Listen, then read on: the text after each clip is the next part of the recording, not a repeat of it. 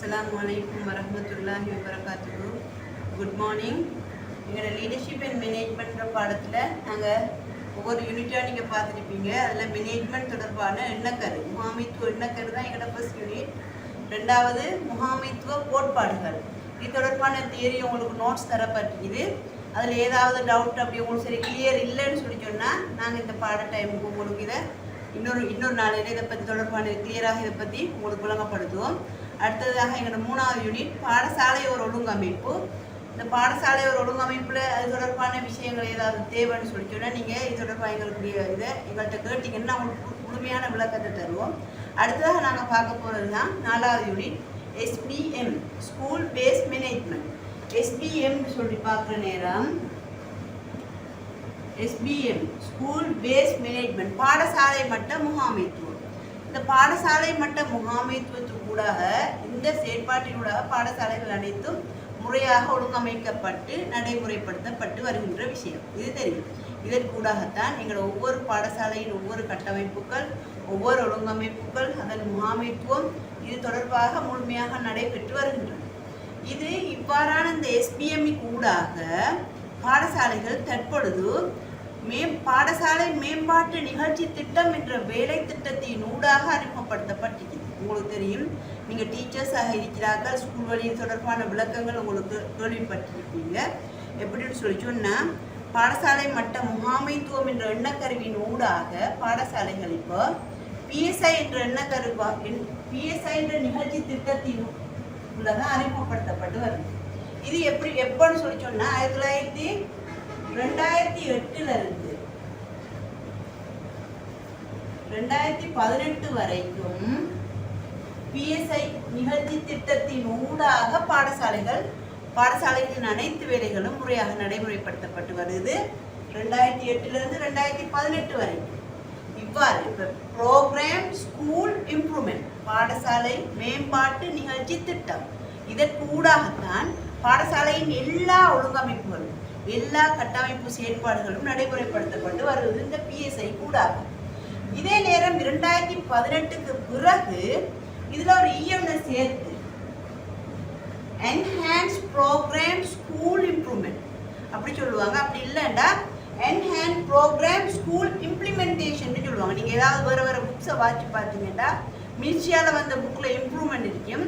இல்லை மற்ற எழுத்தாளர்கள் கல்வியலாளர்கள் எழுதின புக்கில் பார்த்தீங்கன்னா இம்ப்ளிமெண்டேஷன் அதே மீனிங்கோட தான். எப்படின்னா வலுவூட்டப்பட்ட பாடசாலை மேம்பாட்டு நிகழ்ச்சி திட்டம் இதற்கூடாகத்தான் இப்போ பாடசாலைகளின் அனைத்து செயற்பாடுகளும் நடைமுறைப்படுத்தப்படும். வலுவூட்டப்பட்ட பாடசாலை மேம்பாட்டு நிகழ்ச்சி திட்டம் இது அறிமுகப்படுத்தப்பட்டது 2018க்கு பிறகு. இப்போ நீங்கள் பல புத்தகங்களில் பல எழுத்தாளர்கள் எழுதின புத்தகங்களை பார்த்தீங்கன்னு சொல்லி சொன்னால் PSI என்ற சொல்லக்கூடாகத்தான் இந்த நிகழ்ச்சி திட்டம் முழுமையாக எழுதப்பட்டிருக்கு. பாடசாலை மேம்பாட்டு நிகழ்ச்சி திட்டம் என்ற செயற்பாடுகள் இப்போ இந்த 2018க்கு பிறகு என்ஹான்ஸ் என்ற சேர்த்து என்ஹான்ஸ் வலுவூட்டப்பட்ட என்ற சொல்லக்கூடாக அது மெருகூட்டப்பட்டு அதன் வேலைகள் முழுமையாக நடைமுறைப்படுத்தப்படுது. அப்போ PSI என்ற விஷயங்கள் உள்ளடக்கங்கள் அதுவே இருந்தாலும் மேலும் இன்னும் கொஞ்சம் வலுவூட்டப்பட்ட ஒரு செயற்பாடாக இந்த நிகழ்ச்சி திட்டத்தை மாற்றி இருக்கிறாங்க. இதற்கூடாகத்தான் பாடசாலையின் அனைத்து செயற்பாடுகளும் இப்போ நடைமுறைப்படுத்தப்படும். உங்களுக்கு தெரிஞ்சிருக்கும், ஸ்கூலில் மினிஸ்ட்ரியாலே அது தொடர்பான முழுமையான ஒரு புக்கை அனுப்பியிருப்பாங்க.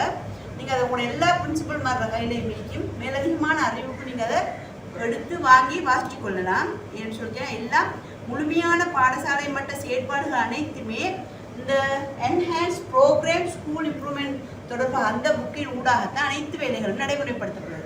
பாடசாலையின் அனைத்து செயற்பாடுகளும் அதற்கூடாகவே நடைமுறைப்படுத்தப்படுது. இது இந்த என்ஹான்ஸ் சேர்க்கப்பட்டது 2018க்கு பிறகு. அப்போ அதுக்கு முதல் நீங்கள் பார்த்தீங்களாக இருந்தால் PSI என்ற சொல்லக்கூடாகத்தான் இந்த நிகழ்ச்சி திட்டம் அனைத்து வேலைகளும் நடைமுறைப்படுத்தப்படுது.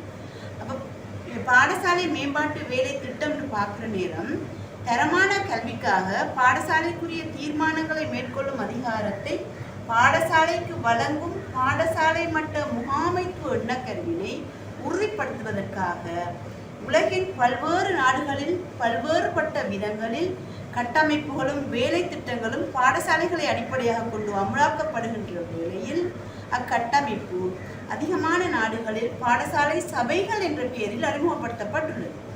தேசிய கல்வி ஆணைக்குழுவின் ஊடாக பாடசாலை சுயாதீன முகாமைத்துவ அழகொன்றாக செயற்படுவதற்கு. அப்போ இதெல்லாம் மிக முக்கியமாக நம்ம பார்க்க வேண்டியது, பாடசாலை சுயாதீன அழகாக, அடுத்தவங்களோட எந்த பலமும் இல்லாமல் ஒரு சுயாதீன அழகாக அது அழகொன்றாக செயற்படுவதற்கு அடிக்கடி வலியுறுத்தப்பட்டு வந்துள்ளதோடு, இலங்கையின் பாடசாலை கட்டமைப்பில் பாடசாலை மட்ட முகாமைத்துவத்தினை அறிமுகம் செய்ய 1997 பரிந்துரை செய்யப்பட்டது. அதன் பிரகாரம் 98ஆம் ஆண்டிலிருந்து கல்வி அமைச்சின் ஊடாக பாடசாலை மட்ட முகாமைத்துவ நிகழ்ச்சி திட்டம், உங்களுக்கு தெரியும் 97 சந்திரிகா பண்டாரநாயகுமார் அவங்க ஆட்சிக்கு வந்த நேரம் புதிய கல்வி மாற்றத்தை ஏற்படுத்தினாங்க. அதில் 97 நாடுபுறாகவே கல்வியில் ஒரு புதிய மாற்றம் ஏற்படுத்தப்பட்டு 97 அது கம்பஹாவில் முழுமையாக அறிமுகப்படுத்தப்பட்டு 98 நாடுபுறாக அறிமுகப்படுத்தப்பட்டாங்க. அப்போ அந்த நிகழ்ச்சி திட்டத்தில் தான் இந்த பாடசாலை மட்ட முகாமைத்துவ நிகழ்ச்சி திட்டம் முழுமையாக அறிமுகப்படுத்தப்பட்டு வந்திருக்குது.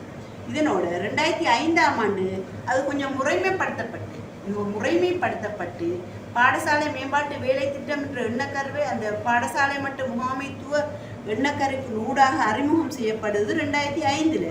அது நடைமுறைப்படுத்துக்குள்ள வர்றது தான் 2008. ப்ரோக்ராம் ஸ்கூல் இம்ப்ரூவ்மெண்ட் நடைமுறையில் வருகிறது 2008. அதன் பிரகாரம் உலக வங்கியின் அரசுடன் கல்வி துறைசார் அபிவிருத்தி சட்டகம் மற்றும் வேலை திட்டத்தின் கீழ் பாடசாலை தொகுதியினுள் 35/2008 என்ற சுற்றிருக்கும் இந்த செக்குலர் ஊடாகத்தான் அறிமுகப்படுத்தப்படுது பாடசாலை மேம்பாட்டு வேலை திட்டம். இது மீண்டும் 2013 ஒரு சுற்றுநிருபத்தின் ஊடாக அது வலுவூட்டப்படுகிறது. அப்போ அந்த வலுவூட்டப்பட்ட விஷயம் 2018க்கு பிறகு வலுவூட்டப்பட்ட மேம்பாட்டு நிகழ்ச்சி திட்டம் என்ற செயற்பாட்டின் ஊடாக இது பாடசாலைகளில் அனைத்து செயற்பாடுகளும் இதற்கூடாக நடைமுறைப்படுத்தும். ஒரு தசாப்த காலமாக நடைமுறையில் உள்ள பாடசாலை மேம்பாட்டு வேலை திட்டத்தினை மேலும் பலமூட்டுவதற்காக பொதுக்கல்வி மறுசீரமைப்பு செயற்திட்டத்தில் இப்போ அவங்க 2018 2025 இந்த செயற்பாடுகள் 2018 2025 25 வரைக்கும் இந்த EPSI நிகழ்ச்சி திட்டம் நடைமுறையில் இருக்கும். இதற்காகத்தான் கல்வி அமைச்சு இதற்கான கைநூல்களை வெளியாக்கி பாடசாலைகள் இந்த நிகழ்ச்சி திட்டத்தின் ஊடாகவே நடைமுறைப்படுத்த வேண்டும். பாடசாலை மட்ட முகாமைத்துவ எண்ணக்கரு தான் படிப்படியாக இவ்வாறாக மாற்றப்பட்டு இதற்கூடாக செயற்படுத்தப்பட்டு வருகின்றது. உங்களுக்கு அது இது மாதிரி EPSI என்றால் என்னன்னா, இப்போ எங்களுக்கு கூட எம்இடி என்ட்ரன்ஸ் எக்ஸாமில் நாங்கள் போகிற டைமில் ஒரு கேள்வி PSI என்றால் என்ன, அது அப்போ தான் அறிமுகப்படுத்தப்பட்ட அந்த டைமுக்கு முதலாவது கேள்வி PSI என்றால் என்னன்னு. அப்போ அது தொடர்பான ஒரு முழுமையான விளக்கம் எங்கள்கிட்ட இருந்தால் தான் அப்போ அதுக்குரிய மாதிரி நாங்கள் விடை எழுதக்கூடிய மாதிரி இதில் தான் பாருங்கள்.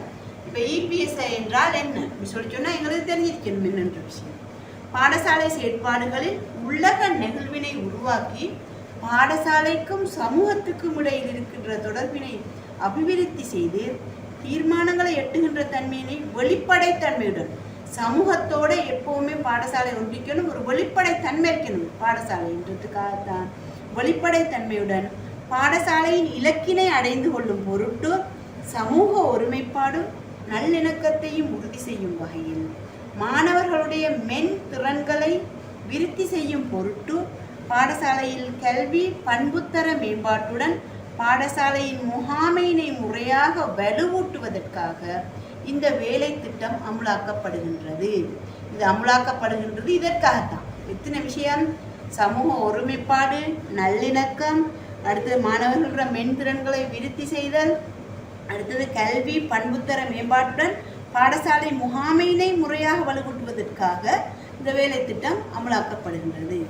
பாடசாலையின் சகல பிரிவினர், அதாவது ஆசிரியர்கள், மாணவர்கள், பெற்றார்கள், இவ்வாறாக சகல பிரிவினரும் ஒற்றுமையாக பாடசாலையின் அபிவிருத்திக்கு பங்களிப்பு செய்தலே இந்த நிகழ்ச்சி திட்டத்தின் பிரதான நோக்கமாகும்.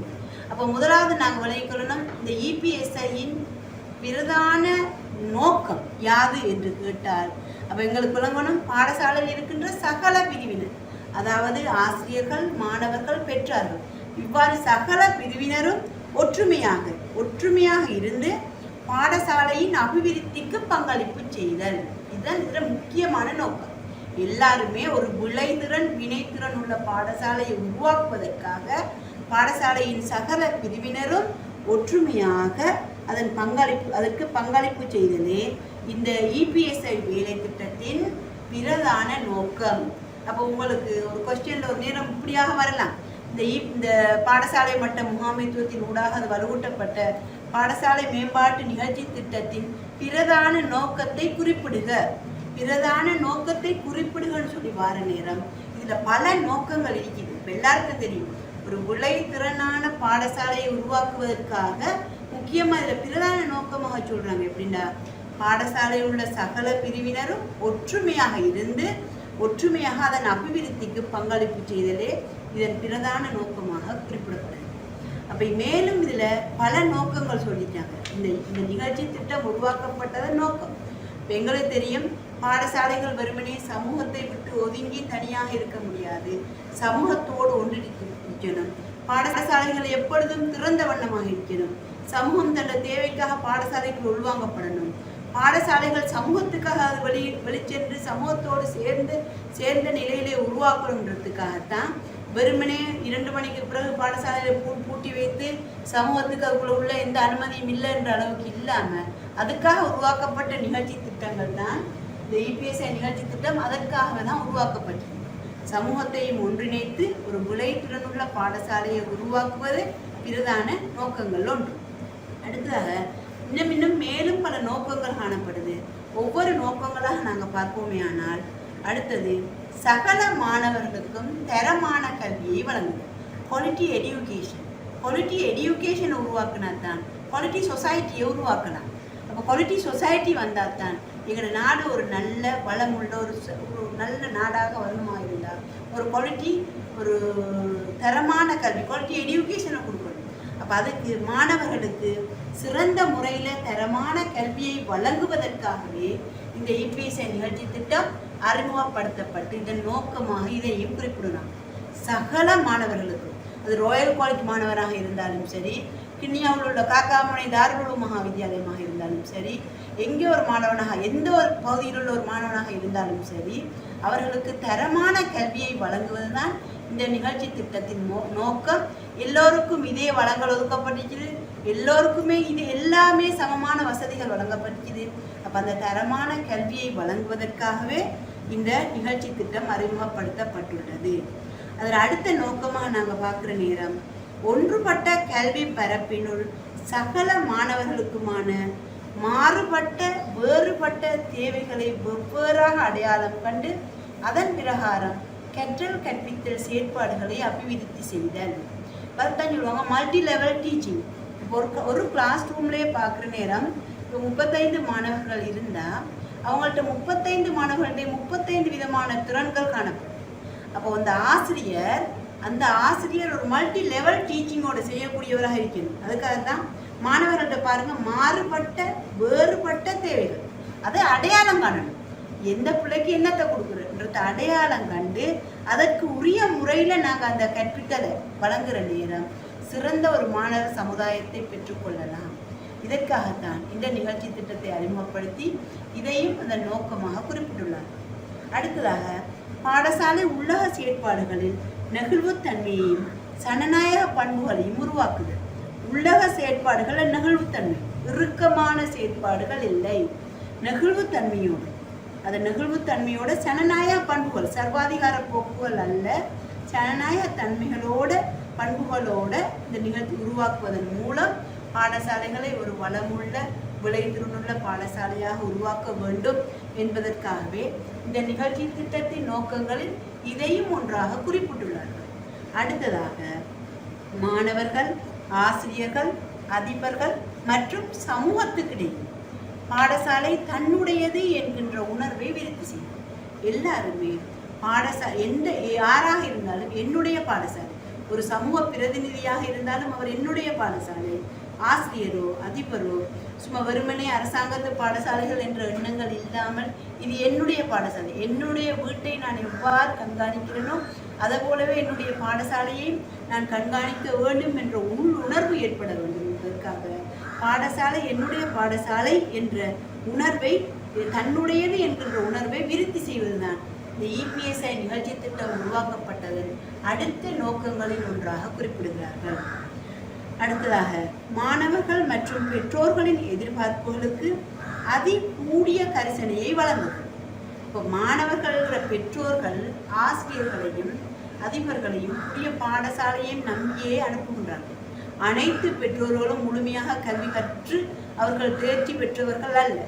அவர்கள் தங்களிடம் தேர்ச்சி பெறாததினால் தங்கள் குழந்தைகளை தேர்ச்சி பெறுவதற்காகவே ஆசிரியர்களிடம் பாடசாலைகளுக்கு அனுப்புகின்ற போது அவர்களுக்குரிய நம்பிக்கையை ஏற்படுத்த வேண்டியது ஆசிரியர்களாகிய நாங்கள் இதனை அவர்களுடைய நம்பிக்கையை ஏற்படுத்த வேண்டும் என்பதற்காகவே இந்த நிகழ்ச்சி திட்டத்தை அறிமுகப்படுத்தி இதன் ஊடாக பெற்றோர்களது எதிர்பார்ப்புகளுக்கு அவங்களோட எதிர்பார்ப்புகளுக்கு கட்டாயம் அதிகூடிய கரிசனையோடு செயற்பட வேண்டும் என்பதும் இந்த நிகழ்ச்சி திட்டத்தின் நோக்கங்களில் ஒன்றாக காணப்படுகின்றது. அடுத்ததாக, பாடசாலையின் சகல கருமங்களுக்கும் நேரடியாக சமூகத்தின் பங்களிப்பினை பெற்றுக்கொள்வதற்கு நடவடிக்கை மேற்கொள்வது. இப்போ உங்களுக்கு தெரியும், பாடசாலையோட சகல கருமங்கள் என்னவாக இருந்தாலும் சரி, ஒரு விளையாட்டு போட்டியோ அல்லது அடுத்தது ஒரு கலை நிகழ்ச்சிகளோ அடுத்தது சிரமதான பணிகளோ இவ்வாறு என்ன செயற்பாடுகளாக இருந்தாலும் சமூகத்தை உள்வாங்கி அதில் பங்களிப்பை பெற்றுக்கொள்வதன் மூலம் எங்களது பாடசாலையை ஒரு சிறந்த ஒரு பேசும் பாடசாலையாக மாற்றிக்கொள்ள முடியும். இதற்காகவே கட்டாயம் சமூக பங்களிப்பை பெற்றுக்கொள்ள நடவடிக்கை மேற்கொள்ள வேண்டும்.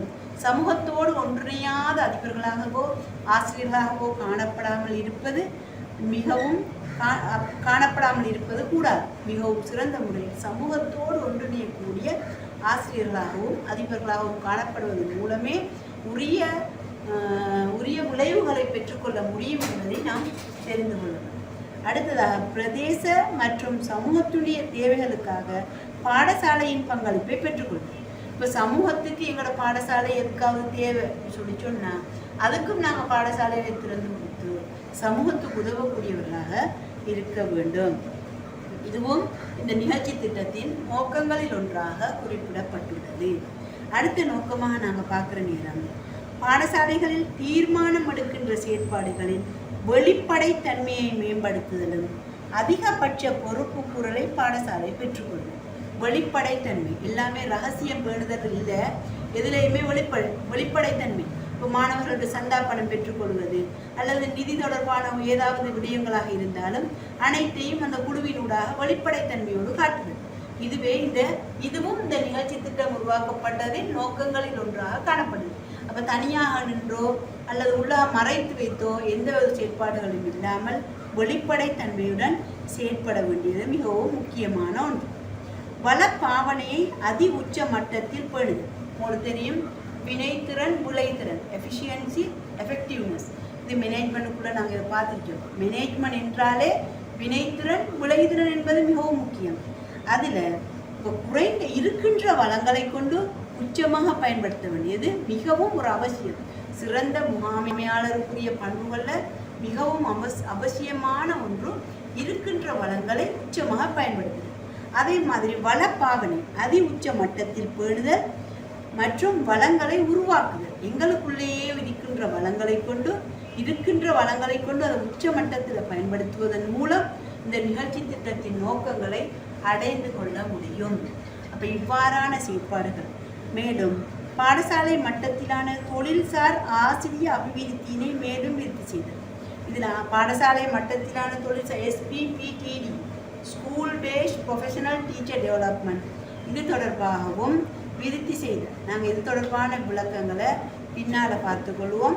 இது தொடர்பாகவும் விருத்தி செய்து கொள்ள வேண்டியது இந்த EPSI நிகழ்ச்சி திட்டத்தின் பிரதான நோக்கங்களில் இவைகளும் ஒன்றாக காணப்படுகிறது.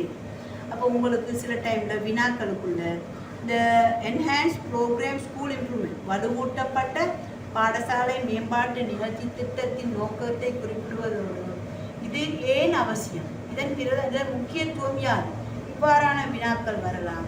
இது தொடர்பான விளக்கங்களை நீங்கள் இதனை மேலும் மேலும் வாசித்துக் கொள்வதன் மூலம், பல புத்தகங்களில் வாசித்துக் கொள்வதன் மூலம் இதன் முழுமையான விளக்கங்களை பெற்றுக்கொள்வீங்க. இந்த வலுவூட்டப்பட்ட பாடசாலை மேம்பாட்டு வேலை திட்டத்தினை அமல்படுத்துவதன் ஊடாக பாடசாலை செயற்பாடுகள் நவீனமயப்படுத்து. இதுதான் மிகவும் முக்கியமானது. நவீனமயப்படுத்தல், மாணவ அடைவை மேலோங்க செய்தல், பாடசாலை எதிர்நோக்குகின்ற பல்வேறுபட்ட சவால்களை வெற்றி கொள்வதன் ஊடாக கல்வியின் பண்புத்தரத்தை அபிவிருத்தி செய்தல் என்பன எதிர்பார்க்கப்படுகின்றன. இதன் மூலமாக எதிர்பார்க்கப்படுகின்ற முக்கிய விஷயம் நவீனமயப்படுத்தல். உங்களுக்கும் தெரியும், இது எல்லாமே நவீனமயப்படுத்தல் மிகவும் முக்கியம். இப்போ காலத்தின் தேவைகள் கருதி, எங்களுக்கு தெரியும் இந்த COVID-19 இந்த தாக்கத்தின் கூடாக கூட நாங்கள் எங்களோட கற்பித்தலை ஜூமில் கூடுதலான நிறைய கற்பித்தல் ஜூமில் நடந்த நிலையும் தெரியும். அப்போ இந்த நவீனமயப்படுத்தலுக்குள்ள பாடசாலைகளும் உள்வாங்கப்படணும், எல்லாருமே அதுக்குள்ளே உள்வாங்கப்படணும். அதுக்குரிய மேலதிக அறிவுகளை அனைவரும் வளர்த்து கொள்ள வேண்டி வரும். இப்போ எங்களோட அடுத்த கல்வி மாற்றம், இப்போ எங்களோட 2023 எங்களோட தற்போதைய கல்வி அமைச்சர் GL பீரிஸ் அவர்கள் புதிய பல முழுமையான மாற்றங்களை கொண்டு வர இருப்பதனால இனிவரும் கால ஆசிரியர்கள் அனைவருமே நவீனமயப்படுத்தப்பட்ட ஆசிரியர்களாகவே காணக்கூடியவர்களாக இருக்க வேண்டும். அப்போ கட்டாயம் அனைவரும் ஆங்கில அறிவு, IT அறிவு தொடர்பான முழுமையான அறிவுகளை பெற்றுக்கொள்ள வேண்டியது அவசியமாக இருப்பதனால நாங்கள் மேலும் எங்கள்கிட்ட அந்த அறிவை வளர்த்து கொள்வதன் மூலம் மாணவர்களோட புதிய நவீனமயப்படுத்தப்பட்ட கற்பித்தலை வழங்குவது இலகுவாக இருக்கும். அதனால கட்டாயம் ஆசிரியராக இருக்கின்ற நாங்களும் ஆசிரியராக வரப்போ இருக்கின்ற எல்லாருமே இந்த கல்விகளை முழுமையாக பெற்றுக்கொள்ள வேண்டியது மிகவும் ஒரு அவசியமான ஒன்றாக காணப்படுகிறது. இந்த வலுவூட்டப்பட்ட பாடசாலை மேம்பாட்டு வேலை திட்டம் அறிமுகம் செய்யப்படுவதன் வாயிலாக எதிர்பார்க்கப்படும் பங்குபற்றுதல் முகாமைத்துவம், அதில் பங்குபற்றுதல் முகாமைத்துவம் உறுதி செய்யப்படுவதுடன் பாடசாலையை பலமாக்குவது, ஒரு உறுதியானதாக வலுவுள்ளதாக ஆக்குவது, அதில் பாடசாலையின் முழு செயற்பாடுகள் தொடர்பாகவும் பொறுப்பு கூறல் மற்றும் வெளிப்படைத்தன்மையினை உருவாக்குவதன் மூலம் பாடசாலை மேம்படுத்தல் வேலை திட்டத்தினை மேலும் வலுவாக்குவது இவ்வேலை திட்டத்தின் ஊடாக எதிர்பார்க்கப்படுகிறது. இதில் என்னென்னா கட்டாயம் இதில் செயற்பாடுகள் மூலமாக பொறுப்பு கூறுறது, வெளிப்படைத்தன்மையோடு செயற்படுறது. அப்போ நீங்கள் இதில் பார்க்குற நேரம் இப்போ நம்ம இதில் சொல்லியிருக்கோம், கட்டாயம் 2018 வரைக்கும் எழுதப்பட்ட முன்னே புக்கில் பார்த்தீங்கன்னா PSI என்ற நிகழ்ச்சி திட்டம் தான் இருக்கும். 2018க்கு பிறகு தான் EPSI என்ற நிகழ்ச்சி திட்டம் இருக்கும். அப்போ எங்கடா இதுக்கு முந்தி இருந்த புக்கில் PSI இருக்குது, நம்ம யோசிக்க இதில் நாங்கள் இதில் விளக்கத்தை கிளியராக பெற்றுக்கொள்ளணும். அடுத்ததாக இந்த நிகழ்ச்சி திட்டத்தின் ஊடாக பாடசாலைகளுக்கு கிடைக்கின்ற உதவிகள் இதில் பார்ப்போம். இந்த நிகழ்ச்சி திட்டத்தின் ஊடாக எவ்வாறான உதவிகள் கிடைக்கின்றது என்று பார்த்தோம் சொல்லிட்டு இப்போ இந்த கட்டாயம் இது அறிமுகப்படுத்தப்படணும். இந்த செயற்பாடுகள் கூட பாடசாலையின் அனைத்து வேலை திட்டங்களும் நடைமுறைப்படுத்தப்பட வேண்டும். அதற்கூடாக எவ்வாறான உதவிகள் பாடசாலையில் கிடைக்குதுன்னு பார்த்தா, முதலாவது தெரியும் உங்களுக்கு, தேசிய கல்வி குறிக்கோள்களையும் பொது தேர்ச்சிகள் தொடர்பாகவும் உரிய கவனத்தை செலுத்துதல். கல்வி தேசிய குறிக்கோள்கள் தற்போதைக்கு 8 என்பது உங்களுக்கு தெரியும். இது 2023க்கு பிறகு எங்களோட கல்வி அமைச்சர் இதனை 6ஆக மாற்றுவதாக நாங்கள் பல தகவல்களை இப்போ இந்த தொடர்பான விஷயங்கள் மூலம் கேள்விப்பட்டிருக்கிறோம். இது 8 6ஆக மாற்ற இருப்பதாக மாற்றிய பிறகு அதை பார்க்கலாம். இந்த 8ல் உங்களுக்கு தெரியும் எல்லா பாடசாலைகளுமே காட்சிப்படுத்தியிருப்பாங்க. எல்லா பாடசாலைகளுமே முன்னால் எமது நாட்டின் தேசிய குறிக்கோள்கள், எமது நாட்டின் அடிப்படை தேர்ச்சிகள், அப்போ குறிக்கோள்கள் 8ஆகவும் அடிப்படை தேர்ச்சிகள் 7ஆகவும் காட்சிப்படுத்தப்பட்டிருப்பாங்க. இது தொடர்பாக நாங்கள் இதனை வாசித்து விளங்கி இதை எடுத்துக்கொள்ள வேண்டியது மிகவும் அவசியம். இது ஒவ்வொரு மாணவருக்கும் இது தெரியப்படுத்தப்பட்டிருக்கணும். ஒவ்வொரு ஆசிரியரும் இது தொடர்பான விளக்கங்களை முழுமையாக பெற்றுக்கொள்ளணும். அப்போ இதில் கவனம் செலுத்துதல் இது அப்போ கட்டாயமே கல்வி அமைச்சு எதிர்பார்க்குது. முதலாவது எங்களோட நாட்டில் தேசிய குறிக்கோள். இப்போ இது கூட அந்த மாஸ்டர் டிகிரியில் என்ட்ரன்ஸ் எக்ஸாமில் ஒரு கேள்வி, எமது நாட்டின் தேசிய குறிக்கோள்கள் ஒன்றினை எழுதுங்க. இவ்வாறு பல தடை தாண்டல் பரீட்சைகளிலும் உங்களுக்கு வரலாம். இது தொடர்பாக நீங்கள் கட்டாயம் எமது எல்லா டீச்சர்ஸோட கைட்லையும் முதலாவது அடிக்கிறது அதுதான், எமது நாட்டின் தேசிய குறிக்கோள், அடிப்படை தேர்ச்சிகள். அடிப்படை தேர்ச்சிகள்னு பார்க்குற நேரம் தொடர்பாடல் தேர்ச்சி, அதில் முதலாவது தேர்ச்சி தொடர்பாடல் தேர்ச்சி. அதில் எண்ணறிவு, எழுத்தறிவு, சித்திர அறிவு, தகவல் தொழில்நுட்ப அறிவுகள் பெற்றிருக்கிறது. இதுதான் முதலாவது இந்த தொடர்பாடல் தேர்ச்சி கூட வரும். இந்த தேர்ச்சிகளை அனைத்து மாணவர்களும் அடைய வேண்டும். இதுதான் எமது நாட்டின் நோக்கம். எமது நாட்டுக்காக வெளியிடப்பட்டுள்ள இந்த அனைத்து புத்தகங்கள்லையும் இந்த குறிக்கோள்களும் இந்த அடிப்படை தேர்ச்சிகளும் ஊடாகவே அனைத்து புத்தகங்களும் அறிமுகப்படுத்தப்பட்டது. அப்போ கட்டாயம் இது தொடர்பாக இப்போ ஒவ்வொரு பாடசாலைகளிலுமே எமது நாட்டின் தேசிய குறிக்கோள்கள் அடிப்படை தேர்ச்சிகள் முழுமையாக காட்சிப்படுத்தப்பட்டு ஆசிரியர்களுக்கும் மாணவர்களுக்கும் அது தொடர்பான விளக்கம் அளிக்கப்பட்டு அது எல்லா மாணவர்களுக்கும் தொடர்பான விளக்கங்களை முழுமையாக அறிமுகப்படுத்தப்பட்டு அதற்கான செயற்பாடுகள் செய்யப்பட்டு அது கோவைப்படுத்தப்பட்டிருக்க வேண்டும். இது ஒவ்வொரு பாடசாலைகளிலும் கட்டாயம் இது ஃபைல் பண்ணியிருக்கணும். எங்களுக்கு தெரியும் எங்களோட பாடசாலைகளில் பண்புத்தரம் தொடர்பான டொமைன்ஸ் தொடர்பான பார்க்குற நேரம் இந்த சுட்டிகள் கூடாக முறையான கலைத்திட்ட முகாமை என்ற அந்த பண்புத்தர சுட்டியிலூடாக அறிமுகப்படுத்தப்பட்ட முதலாவது சுட்டியில் உள்ள முதலாவது விஷயம் எமது நாட்டின் தேசிய குறிக்கோள்களையும் அடிப்படை தேர்ச்சிகளையும் காட்சிப்படுத்துவர். அதன் தொடர்பாக ஆசிரியர்களுக்கும் மாணவர்களுக்கும் விளக்கம் அளிப்பர். இவ்வாறு காணப்படுது.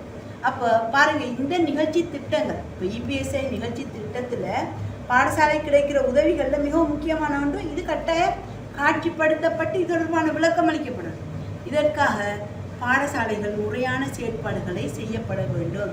எண் அறிவு தொடர்பாக மாணவர்களுக்கு என்ன நடந்தது, எழுத்தறிவு தொடர்பாக என்ன நடந்தது, அடுத்தது சித்திர அறிவு தொடர்பாக என்ன மாணவர்களுக்கு விளக்கம் அளிக்கப்படும், தகவல் தொடர்பான ஐடி தொடர்பான அறிவுகள் எவ்வாறு மாணவர்களுக்கு நடைமுறைப்படுத்தப்பட்டிருக்கிறது என்ற விஷயங்கள் மாணவர்களுக்கு வழங்கப்பட்டு அவை ஃபைல் பண்ணப்பட்டு காணப்பட வேண்டும். இது எல்லா பாடசாலைகளிலும் முறையாக நடைமுறைப்படுத்தப்பட வேண்டும். ரெண்டாவது விஷயமா நாங்கள் பார்க்குற நேரம் பாடசாலை மட்டத்திலான திட்டமிடல் செயற்பாடுகள். உங்களுக்கு தெரியும், நீங்கள் பார்த்துருப்பீங்க. அதில் இப்போ எங்களோட பாடசாலை ஒரு ஒழுங்கமைப்பு கூட அதில் வந்திருக்கீங்க அப்படின்னா கட்டாயம் பாடசாலையில் உள்ள திட்டமிடல் செயற்பாடுகள் எங்களோட பிளானிங் எப்படி எங்களோட ஃபர்ஸ்ட்டுக்கே ஆனுவல் பிளான் ஒன்று பிரின்சிபல் செஞ்சிருப்பார். அந்த ஆனுவல் பிளான் செய்கிற நேரம் அதுக்குள்ளே 5 இயர் பிளான் 1 இயர் பிளான் எல்லாம் வந்துருக்கு. இது எங்களோட பாடசாலையில் உள்ள திட்டமிடல் செயற்பாடுகள். இது சகல விரிவுக்கும் பொருந்துகின்ற இணைந்த ஒருங்கிணைந்த நுழைவினை பெற்றுக்கொள்ளும். இந்த எடுத்துக்கொண்ட அந்தந்த பாடசாலையின் வகைகள் தரங்களுக்கு ஏற்ப 1AB 1C டைப் 2 டைப் 3 இந்த ஸ்கூல் வகைகளுக்கு ஏற்ப அந்த ஆனுவல் பிளான் தயாரிக்கப்படும். இது பாடசாலை அதிபர்களால் கட்டாயம் 8ஆம் மாத கடைசியிலேயே தயாரிக்கப்பட்டு டிசம்பரில் அப்ரூவலுக்காக அனுப்புவாங்க ஜோனல் ஆஃபீஸுக்கு. இப்போ அப்ரூவலுக்கு அனுப்புகிற நேரம் இந்த திட்டமிடல் செயற்பாடுகளில் 5 இயர் பிளான் ஒன்று போட்டிருப்பாங்க. அதில் அவசரமாகவும் அவசியமாகவும் உள்ள தேவைகளை 1 இயர் பிளானாக போட்டிருப்பாங்க. அந்த 1 இயர் பிளான் எங்களோட பாடசாலைக்கு என்ன அவசரமாக தேவை, அவசியமான தேவைகள் என்ன செயற்பாடுகள் நாங்கள் இந்த வருடம் செய்ய போகிற முழுமையான செயற்பாடுகளை அதில் போட்டிருப்பாங்க. அந்த ஆனுவல் பிளான் தொடர்பாகத்தான் இது இதன் தொடர்பான அறிவுகளை பெற்றுக்கொள்ளவும் இது இந்த வேலை திட்டத்தினூடாக இது பாடசாலைக்கு கிடைக்கும் உதவிகளில் ஒன்றாக இதனையும் குறிப்பிட்டாங்க. அடுத்தது மாற்றங்கள் மற்றும் புதுமைகளுக்கு இசைவாக்கும் சந்தர்ப்பங்களை வழங்குதல். மாற்றங்கள் மற்றும் புதுமைகள் இப்போ எங்களுக்கு தெரியும், எங்களோட ஸ்கூல் பிரின்சிபல்மார் ஆனுவல் பிளான் தயாரிக்கிற நேரம் இந்த 2020க்கு முதல் யாருமே கொரோனா COVID-19 என்று சொல்லி ஒரு ப்ரொஜெக்ட் ஒன்று ஸ்டார்ட் பண்ணி அப்படி ஒன்றுமே அவங்களோட பிளானுக்குள்ளே போட்டிக்க மாட்டாங்க. ஏன்னா அப்படி ஒன்றும் எங்களுக்கு இல்லை. ஆனால் கட்டாயமாக சென்ற வருடத்திலிருந்து இது இப்போ அவங்களோட ஆனுவல் பிளானுக்குள்ளே போட வேண்டிய ஒரு ப்ரொஜெக்டாக காணப்படுது. ஒவ்வொரு வருஷமும் எங்களோட ஸ்கூலுக்குள்ளே இப்போ எங்களோட ஸ்கூலில் கட்டாயமே இது தொடர்பான போதிய விளக்கம், இது தொடர்பான பாதுகாப்பு அனைத்தும் நடைமுறைப்படுத்தப்பட வேண்டும் என்பதனால் இதனை இனி எங்களோட இந்த 5 ஆண்டு திட்டத்துக்குள்ளே அறிமுகப்படுத்தப்பட்டதுக்கான செயற்பாடுகள் அங்கு போடப்பட்டிருக்கப்பட வேண்டும். இது இவ்வாறாக அதான் மாற்றங்கள் மற்றும் புதுமைகளுக்கு இசைவாகும் சந்தர்ப்பங்களை வழங்கும். உயர் மாணவ அடைவு மட்டத்தை வழிகாட்டுகின்ற உறுதியான கல்வி செயற்பாடுகளுக்கு உட்படுத்தும். இபிஎஸ்ஐ நிகழ்ச்சி திட்டத்தின் ஊடாக பாடசாலைக்கு கிடைக்கிற உதவிகளில் உயர் மாணவ அடைவு மட்டம் மிகவும் முக்கியமே. மாணவர் அடைவு மட்டம் இதற்காகவே இந்த கல்வி அமைச்சு, இந்த மாகாண திணைக்களம், வலய கல்வி திணைக்களம், கோட்ட கல்வி திணைக்களம், அடுத்தது பாடசாலைகள், அதிபர்கள், ஆசிரியர்கள் இவ்வாறு அனைத்துமே காணப்படுவது மாணவர்கள உயர் அடைவு மட்டம். இதுவே ஒரு பிரதான நோக்கம். உயர் அடைவு மட்டத்துக்கு வழிகாட்டுகின்ற உறுதியான கல்வி செயற்பாடுகளுக்கு உட்படுத்தப்பட்ட வேலை திட்டங்கள் இந்த வலுவூட்டப்பட்ட மேம்பாட்டு வேலை திட்டங்களாக பாடசாலைக்கு கிடைக்கும் உதவிகளாக காணப்படுகின்றது. அடுத்தது பாடசாலை அபிவிருத்தி நிறைவேற்று குழு மற்றும் ஆசிரியர்களுக்கு இடையிலான தொடர்பினை வலுவூட்டுவது. உங்களுக்கு தெரிய இந்த EPSI நிகழ்ச்சி திட்டத்தின் ஊடாக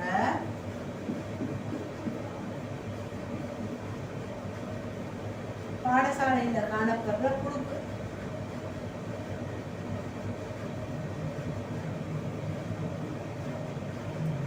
இவ்வாறு பிரதானமான 2 குழுக்கள் காணப்படும். இதுல இந்த குழுவை சொல்ற ஸ்கூல் SDEC. இப்போ SDECன்றது ஆரம்பத்தில் இதுக்கு பேர் SDC குழு, ஸ்கூல் டெவலப்மெண்ட் கமிட்டி. அதுக்குள்ள ஒரு நிறைவேற்று குழு சொல்லி அதில் SDEC-ஆக என்ஹான்ஸ் கமிட்டின்னு சொல்லி ஒன்று சேர்த்துருக்காங்க. School development enhance committee SDEC. SDC school development கமிட்டின்னு இருந்தது தான் 2018க்கு பிறகு SDEC என்ற ஒரு குழுவாக அறிமுகப்படுது. இந்த குழுக்கள் கூட உருவாக்கப்படுது பாடசாலை அபிவிருத்தி நிறைவேற்று குழு. இந்த குழுவுக்கும் ஆசிரியருக்கும் தொடர்பினை வலுவூட்டுவதும். இது தொடர்பாக நாங்கள் இந்த குழுக்கள் தொடர்பாக இந்த உதவி பாடசாலைக்கு கிடைக்கும் உதவிகளுக்கு அடுத்ததாக நாங்கள் பார்க்க போகிறோம் இந்த EPSI நிகழ்ச்சி திட்டத்தில் உள்ள குழுக்கள். அப்போ அடுத்தது இப்போ இந்த நிகழ்ச்சி திட்டத்தின் ஊடாக பாடசாலைக்கு கிடைக்கும் உதவிகளில் இதுவும் ஒன்றாக காணப்படும். அடுத்தது சமூக தொடர்பினை வலுவூட்டுவதன் வாயிலாக பாடசாலை மட்டுமன்று வீட்டிலும் சிறந்த கற்றல் சூழல் ஒன்றை உருவாக்குதல். பிள்ளைகளுக்கு அவங்க 6 மணித்தியாலத்து நேரம் தான் பாடசாலையில் இருப்பாங்க. ஏனைய நேரங்கள் அனைத்தும் வீட்டு சூழலில் காணப்படுவதனால வீட்டு சூழலையும் ஒரு கற்றல் சூழலாக ஆக்குவது இந்த நிகழ்ச்சி திட்டத்தின் நோக்கம். அதுதான் சமூகத்தை உள்வாங்கிறது. சமூகத்தை அடிக்கடி உள்வாங்கிறது. பெற்றோர் வட்டம் என்ற இதன் ஊடாக தரவட்ட கூட்டங்கள் ஏற்படுத்தும் மாதிரி மாணவர்கள தரங்களை கூடாக தரவட்டம் காணப்படுவது போல பெற்றோர்களை அழைத்து பெற்றோர் வட்டம் இது அடிக்கடி இந்த கூட்டங்கள் நிகழ்த்தப்படுவதன் மூலம் வீட்டுச் சூழலை ஒரு கற்றல் சூழலாக மாற்ற முடியும். இது ஆசிரியர் பேரண்ட்ஸ் வரலன்னு சொன்ன ஆசிரியர் வீடுகளுக்கு போயாவது மாணவர்களுக்குரிய முறையான கற்றல் சூழலை உருவாக்குவதன் மூலம் ஒரு சிறந்த பலனை பெற்றுக்கொள்ள முடியும். மேலும் அடுத்ததாக இதில் எதிர்பார்க்குறது என்னென்னா கண்காணிப்பு மற்றும் மேற்பார்வை செயற்பாடுகளை வலுவூட்டுதல். எதுலேயுமே ஒரு மேற்பார்வை ஒன்று இருக்கும். அப்போ இந்த நிகழ்ச்சி திட்டத்தினூடாக இந்த EPSI வேலை திட்டத்தின் ஊடாக கண்காணிப்பு மற்றும் மேற்பார்வை செயற்பாடுகள் வலுவூட்டுதல். இப்போ மேற்பார்வை செயற்பாடுகள் இருக்கிறது. எங்களுக்கு மேற்பார்வைன்னு ஒரு தனி யூனிட் ஒன்று இருக்கிறது. நாங்கள் இதுக்கு முடியாத தனியாக பார்ப்போம். மேற்பார்வை என்பது தனியொரு அழகாக காணப்படுது. அப்போ அந்த மேற்பார்வை ஒன்று அவசியம். எந்த ஒரு வேலையாக இருந்தாலும் நாங்கள் கூட எங்களோட வீட்டில் குழந்தைகளை படிக்கிற நேரம் அவங்க படிக்கிறாங்கன்னு விட்டுடாமல் அவர்களை ஒரு மேற்பார்வை செய்வோம். எல்லாத்துக்குமே ஒரு மேற்பார்வை ஒன்றும் ஏன்னு சொல்லிச்சுன்னா இருக்கின்ற வளங்கள் இருப்பதனை மேலும் ஒரு பலமுள்ளதாக ஆக்குவதற்கு மேற்பார்வை அவசியம். ஒரு ஆசிரியர் 20 வருஷ சேவையோடு கற்பிக்கின்ற ஒரு ஆசிரியராக இருந்தாலும் அவரையும் ஒரு மேற்பார்வை செய்வது ஒரு அவசியம். ஏன்னு சொல்லி சொன்னால் மேலும் பலமூட்டுவதற்காக அவருக்கு பல வழிகாட்டல்களை வழங்குவதற்காக இந்த மேற்பார்வை அவசியம். அப்போ இந்த மேற்பார்வை செயற்பாடுகளை வலுவூட்டுவதும் இந்த EPSI நிகழ்ச்சி திட்டத்திற்காக பாடசாலை கிடைக்கும் உதவிகளில் ஒன்றாக குறிப்பிடப்பட்டுள்ளது. அடுத்தது நாங்கள் பார்க்குற நேரம் பாடசாலை நிதியம் மற்றும் வேறு வள முகாமை நிர்வாகத்துக்குரிய திறன்மிகு நடவடிக்கைகளை மேற்கொண்டல். அடுத்தது பாடசாலையின் பங்குதாரர்களுக்கு உரிய படிவங்கள் ஊடாக பாடசாலையின் கற்றல் கற்பித்தல் செயற்பாடுகளின் முன்னேற்றம், நடைமுறை, நிதி நிலைமை, பிரச்சினைகள் மற்றும் வேறு விதமான கவன ஈர்ப்புக்குரிய விடயங்கள் தொடர்பாக அறிக்கையிடல் மற்றும் செம்மைப்படுத்தல். இதுவும் இந்த நிகழ்ச்சி திட்டத்தினூடாக பாடசாலைக்கு கிடைக்கும் உதவிகளாக காணப்படுகின்றது. அடுத்தது வெளிப்படைத்தன்மையுடனும் பொறுப்பு கூறலுடனும் கூடிய நிதி நடவடிக்கைகளை மேற்கொள்வதன் வாயிலாக பாடசாலை அபிவிருத்தி திட்டமிடல் அமுலாக்களுக்கான ஒளிவாரி தரப்பினை கவர்தல்.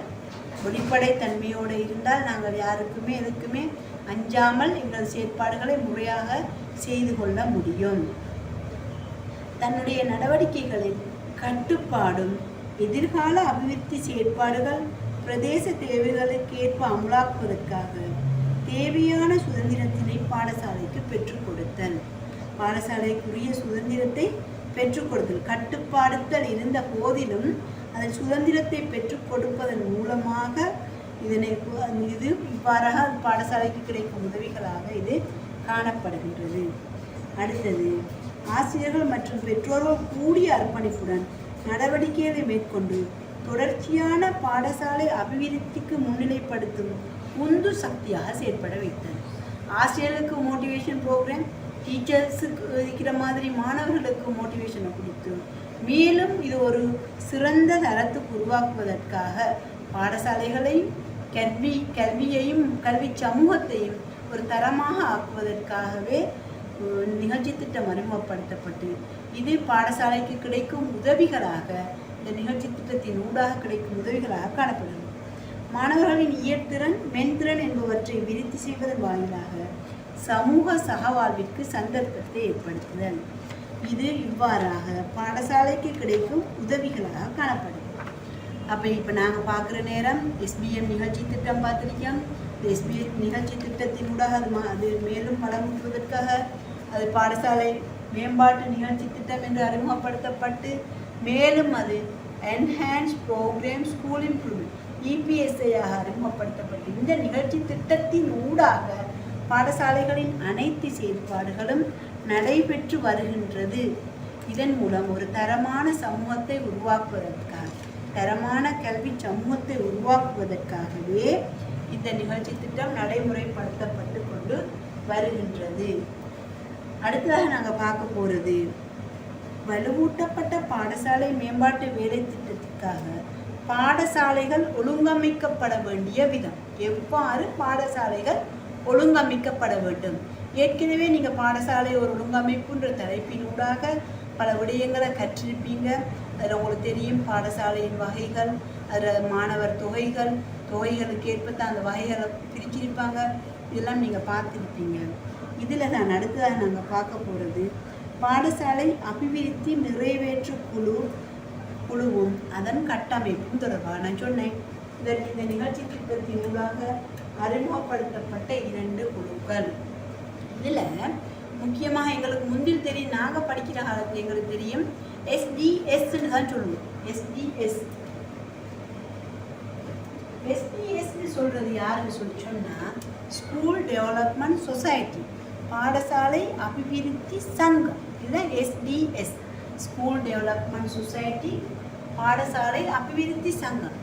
இது இந்த பாடசாலையில் கேட்கின்ற அனைத்து மாணவர்களின் பெற்றோர்களை கொண்ட ஒரு குழுவாகவே இந்த SDS காணப்படும். உதாரணமாக இது ஒரு 1C பாடசாலையாக 1000 மாணவர்களை கொண்ட ஒரு பாடசாலையாக இருந்தால் அந்த 1000 மாணவர்களின் பெற்றோர்களும் உள்ளடங்கும் ஒரு குழுவாக இந்த SDS குழு காணப்படும். இதுவே ஒரு டைப் 2 பாடசாலையாக இருந்தால் அங்கு கற்கின்ற 200 மாணவர்கள் இருந்தால் அந்த 200 மாணவர்களின் பெற்றோர் உள்ளடங்கிய குழுவை வழங்க சொல்வது SDS. இதை கொஞ்சம் கிளியராக நீங்கள் விளங்கி எடுத்துக்கொள்ளணும். இந்த குழுக்கள கட்டமைப்பு. அப்போ ஸ்கூல் டெவலப்மெண்ட் சொசைட்டியில் எத்தனை மாணவர்கள் கற்கின்றார்களோ அந்த கற்கின்ற மாணவர்களின் எல்லா பெற்றார்களும் அடங்கிய குழுவே இந்த SDS குழு. இந்த குழு 2 வருடத்துக்கு ஒரு முறை கூடி அதிலிருந்து ஒரு குழுவை தெரிவு செய்யும். இந்த SDS குழு எல்லா பெற்றார்களும் உள்ளடங்கி அது 2 வருடத்துக்கு ஒரு முறை கூடி அதிலிருந்து ஒரு குழுவை தெரிவு செய்யும். அதிலிருந்து தெரிவு செய்யப்படுகின்ற ஒரு குழுவாகவே இந்த SDEC குழு ஆனது. SDEC கல்வி அபிவிருத்தி நிறைவேற்று குழு, பாடசாலை அபிவிருத்தி நிறைவேற்று குழு. இதுக்கு சொல்ற பாடசாலை அபிவிருத்தி நிறைவேற்று குழு. இது இவங்களுக்கு ஊடாக தெரிவு செய்யப்பட்ட குழு. இவங்க இது 2018க்கு முதல் SDC என்ற பெயரில் தான் வழங்கப்பட்டது. 2018க்கு பிறகுதான் இதுக்கு பேர் SDEC, பாடசாலை அபிவிருத்தி நிறைவேற்று குழு. இப்போ உங்களுக்கு தெரியும் கூடுதலாக பெற்ற மாணவர்கள் கல்வி அபிவிருத்தி பாடசாலை அபிவிருத்தி நிறைவேற்று குழு மீட்டிங் நடத்துவாங்க. அது கட்டாயம் 2 வருடத்துக்கு இது இயங்கும். இந்த குழு SDEC குழு. SDC குழுன்னு சொல்கிறேன் என்னென்னா இந்த 2008லேருந்து 2018 வரைக்கும் SDC school development committee. School development கமிட்டின்றது 2008லேருந்து 2018. 2018க்கு பிறகு வந்தது SDEC. இப்போ சொல்கிற நேரம் SDEC குழு. இப்போ இதில் கட்டாயம் எங்களை படிக்கின்ற பிள்ளைகள பெற்றார்கள் தான் இதில் இருப்பாங்க. இது எப்படின்னு சொன்னால் மாணவர்கள தொகைக்கேற்ப ஆசிரியர்கள தொகைக்கேற்ப தெரிவு செய்யப்பட்டிருப்பாங்க. பாடசாலையின் வகைக்கேற்ப ஆசிரியர்களின் தொகைக்கேற்ப தெரிவு செய்யப்பட்டிருப்பாங்க. கட்டாயமாக இந்த குழுவுக்கு தலைவராக அதிபரே காணப்படுவார். அதிபர் தான், அந்த ஸ்கூல் பிரின்சிபல் தான் அந்த குழுக்களின் தலைவர். இதன் உத்தியோகபூர்வ கால எல்லை 2 வருடம். இந்த பாடசாலை அபிவிருத்தி நிறைவேற்றும் குழுவின் உத்தியோகபூர்வ கால எல்லை 2 வருடங்கள். அது கிளியராக. அடுத்தது அதன் தலைவர் அதிபராக காணப்படுவார். இதே நேரம் அங்கு 3 ஆசிரியர்கள் கொண்ட ஒரு பாடசாலையாக இருந்தால் அந்த 3 ஆசிரியர்களுமே அந்த குழுவின் அங்கத்தவர்களாக இருப்பார்கள். அதே நேரம் 4 தொடக்கம் 10 ஆசிரியராக இருந்தார். இப்போ இந்த குழுவில் 3 பேர் இருந்தால் 3 பேரும் வருவாங்க. இப்போ 4 தொடக்கம் 10 பேர் இருந்தால் 4 பேர் வருவாங்க. இப்போ இப்படி படிப்படியாக உங்களுக்கு நோட்ஸில் நாங்கள் தருவோம். நீங்கள் பார்த்தீங்கன்னா தெரியும். 11 தொடக்கம் 20 பேர் இருந்தால் 4 பேர், 4 தொடக்கம் 10 பேருக்கு 3 பேர், அடுத்தது 11 தொடக்கம் 20 பேர் வந்தால் 4 பேர். இவ்வாறாக இந்த குழுக்கள் தேர்வு செய்யப்படும். 21லிருந்து 40 வரைக்கும் 5 பேர், 41லிருந்து 70 வரைக்கும் 6 பேர், 71லிருந்து 100 ஆசிரியர்கள் இருந்தால் 7 பேர், 100க்கு மேல் ஆசிரியர்கள் இருந்தால் 8 பேர். அப்போ 1AB பாடசாலைகளாக இருந்தால் அங்கு 100க்கு மேற்பட்ட ஆசிரியர்களாக இருந்தால் இந்த குழுவில் SDEC குழுவில் இருக்கின்ற அங்கத்தவர்கள் 8 பேராக இருப்பாங்க. அப்போ இந்த குழு பாடசாலை அபிவிருத்தி நிறைவேற்று குழு. இந்த குழு எப்படித்தான் தெரிவு செய்யப்பட்டு வருவாங்க. இவங்க இந்த குழு 2 வருஷத்துக்கு இந்த SDS குழுவின் ஊடாகத்தான் இது தெரிவு செய்யப்பட்டு இந்த குழு. அப்போ இதன் தலைவராக கட்டாய பாடசாலை அதிபர், இதில் செக்ரட்டரி செயலாளராக இருப்பவர் இந்த பெற்றோரில் ஒருவராக காணப்படுவார். இது உங்களுக்கு மிகவும் முக்கியமாக விளங்கிக் கொள்ள வேண்டியது. இதில் செயலாளராக இருப்பவர் இந்த குறிப்பிட்டு தெரிவு செய்யப்பட்டு வந்த பெற்றோரில் ஒருவராக காணப்படுவார். அவர் இந்த பாடசாலையின் மிகவும் முக்கியமான தூணாக இருப்பார். அவர்தான் அனைத்தையும் கண்காணிக்கக்கூடிய ஒரு முக்கியமான ஒரு செக்ரட்டரியாக இருப்பார் என்பது ஒரு முக்கியம். அப்போ இந்த உறுப்பினர்கள் பொருளாளராக எங்களோட ஸ்கூல் டீச்சர்ஸே, அந்தந்த ஸ்கூலில் டீச்சர் ஒரு ஆள் தான் ட்ரெஸராக காணப்படுவார்.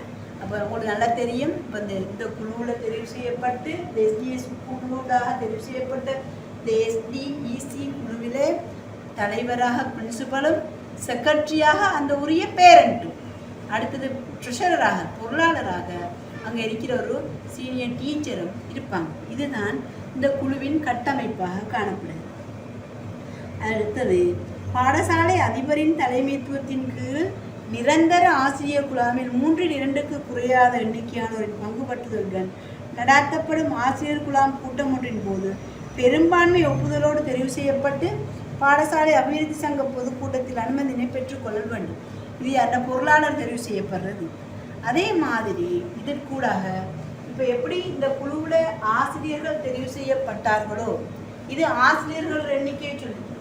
இதை மாதிரி இந்த செயலாளராக வர இருக்கின்ற பெற்றோர் இருக்கிற மாதிரி இந்த பெற்றோர்கள் எவ்வாறு தெரிவு செய்யப்படுவார்கள் என்றால், இப்போ நான் ஏற்கனவே சொல்லியிருக்கேன், பாடசாலை அபிவிருத்தி சங்கம் இது கற்கின்ற அனைத்து மாணவர்களும் இருக்கின்ற பெற்றோர்கள் எல்லோரும் உள்ளடங்குவாங்க. 1AB பாடசாலை என்றால் அங்கு இருக்கின்ற அனைத்து மாணவர்கள் பெற்றோர்களும் உள்ளடங்கப்படுகின்ற குழு SDS. இந்த குழு 2 வருடத்துக்கு தெரிவு செய்யப்பட்டு வருகின்ற பெற்றோர் எவ்வாறு தெரிவு செய்யப்படுவார்கள் என்று நோக்கினால் பாருங்கள், பெற்றோர்கள் எவ்வாறு தெரிவு செய்யப்படுவாங்க. இப்போ அந்த பாடசாலையில் 100 மாணவர்களுக்கு குறைவான மாணவர்கள் இருந்தால் 3 பெற்றார்கள் தெரிவு செய்யப்படுவார்கள். அதில் ஒரு பெற்றார் தான் செயலாளராக காணப்படுவார். 101க்கும் 500க்கும் இடைப்பட்ட மாணவர்கள் இருந்தால் 4 பெற்றார்கள் தெரிவு செய்யப்படுவார்கள். 501க்கும் 1000க்கும் இடைப்பட்ட மாணவர்கள் இருந்தால் 5 பெற்றோர்கள் தெரிவு செய்யப்படுவார்கள். 1001க்கும் 1500க்கும் இடைப்பட்ட மாணவர்கள் கற்றால் 6 பெற்றார்கள் தெரிவு செய்யப்படுவார்கள். அடுத்தது 1501 தொடக்கம் 2000 மாணவர்கள் கற்றுக்கொள்ளும் ஒரு பாடசாலையாக இருந்தால் 7 பெற்றோர்கள் தெரிவு செய்யப்படுவார்கள். 2001க்கு மேற்பட்ட மாணவர்கள் கற்கின்ற எத்தனை மாணவர்கள் கற்றாலும் 8 பெற்றோர்கள் தெரிவு செய்யப்படுவார்கள். அப்போ அதிகூடிய எண்ணிக்கைகளாக 8 பெற்றோர்கள் 8 ஆசிரியர்கள் கொண்ட ஒரு முழு குழுவாகவே இந்த குழு காணப்படும். இந்த குழுவின் மூலமாகத்தான் பாடசாலையின் அனைத்து செயற்பாடுகளும் முறையாக செம்மைப்படுத்தப்பட்டு நடைமுறைப்படுத்தப்படும்.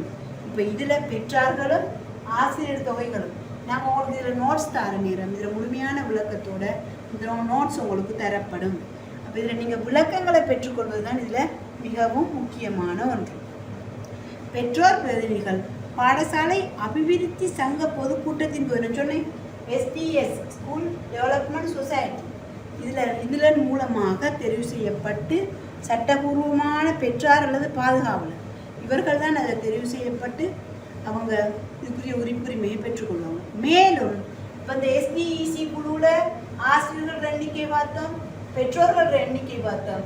அடுத்ததாக அதில் இன்னொரு அங்கத்தவர்கள் வருவாங்க, ஓபிஏ அல்லது ஓஜிஏ பழைய மாணவர் சங்கம். அதில் ஆசிரியர் பெண்களாக இருந்தாலும் ஆண்களாக இருந்தாலும் அதுக்குரிய பழைய மாணவர் சங்கத்திலிருந்து 2 தெரிவு செய்யப்படுவாங்க. அவங்க பழைய மாணவர்கள் சங்கத்தில் உரிமை பெற்றவர்கள் 2 தெரிவு செய்யப்பட்டு அதுக்குள்ள வருவாங்க. அதே நேரம் ஜோனல் வலயக்கல்வி பிரதிநிதி ஒருவரும் அந்த இபிஎஸ்ஐ கோஆர்டினேட்டர்னு சொல்லுவாங்க. ஒவ்வொரு பாடசாலைகளுக்கும் ஒரு இபிஎஸ்ஐ கோஆர்டினேட்டர் இருப்பார். அந்த கோஆர்டினேட்டரும் இதில் ஒரு பிரதிநிதியாக காணப்படுவார். அப்போ ஆசிரியர் தொகை, மாணவர் தொகை, பழைய மாணவர் சங்க உறுப்பினர்கள் 2, வலய கல்வி பிரதிநிதி இவ்வாறு அனைவரும் கொண்ட ஒரு குழுவாகவே பாடசாலை அபிவிருத்தி நிறைவேற்று குழு காணப்படும். அப்போ பாடசாலை அபிவிருத்தி நிறைவேற்று குழு தொடர்பாக சிறு குறிப்பு எழுதுக என்று சொன்னால் நீங்கள் இதற்கான முழுமையான விளக்கத்தை பெற்றுக்கொள்வதன் மூலம் இது தொடர்பாக விளங்கிக் கொள்ளலாம். எஸ்டிஎஸ் வேறு, எஸ்பிஇசி வேறு, எஸ்எம்சி வேறு. இது தனித்தனியாக கிளியராக நீங்கள் விளங்கிக் கொள்ள வேண்டியது மிகவும் அவசியமான ஒன்று. அடுத்தது இப்போ பார்த்துட்டோம். இதில் யார் யார் அங்கத்தவர்களாக இருப்பாங்க, இவங்களோட செயற்பாடுகள் என்னன்றதை நாங்கள் தொடர்ச்சியாக பார்ப்போம். அப்போ அடுத்ததாக பார்க்குற குழு தான் ஸ்கூல் மேனேஜ்மெண்ட் கமிட்டி, பாடசாலை முகாமைத்துவ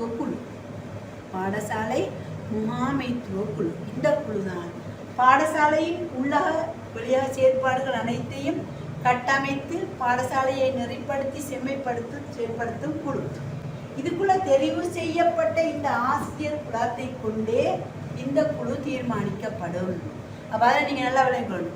பாடசாலை நிறைவேற்று குழுவில் தெரிவு செய்யப்பட்ட அந்த ஆசிரியர்கள் தான் இந்த முகாமைத்துவ குழுவுக்குள்ள உள்ளடங்கக்கூடியவர்கள். இந்த முகாமைத்துவ குழுவிற்கு வர வேண்டியவர்கள் இங்கு தெரிவு செய்யப்பட்டு வந்தவர்களே வருவார்கள். அப்போ அதில் நாங்கள் பார்க்குற நேரம் தேசிய பாடசாலை முகாமைத்துவ குழு, பாடசாலை ஸ்கூல் மேனேஜ்மெண்ட் கமிட்டி, தேசிய கல்விக் கொள்கை, இது முதல் எஸ்எம்டி ஸ்கூல் மேனேஜ்மெண்ட் டீம்னு சொல்லுவாங்க. இதுக்கு பேர் எஸ்எம்சி மட்டும் இல்லை, ஸ்கூல் மேனேஜ்மெண்ட் டீ, எஸ்எம்டி தான் தற்காலத்தில் எஸ்எம்சின்னு சொல்லி வழங்கப்படும். ஸ்கூல் மேனேஜ்மெண்ட் டீம் தான் இப்போ ஸ்கூல் மேனேஜ்மெண்ட் கமிட்டியாக மாற்றப்பட்டது.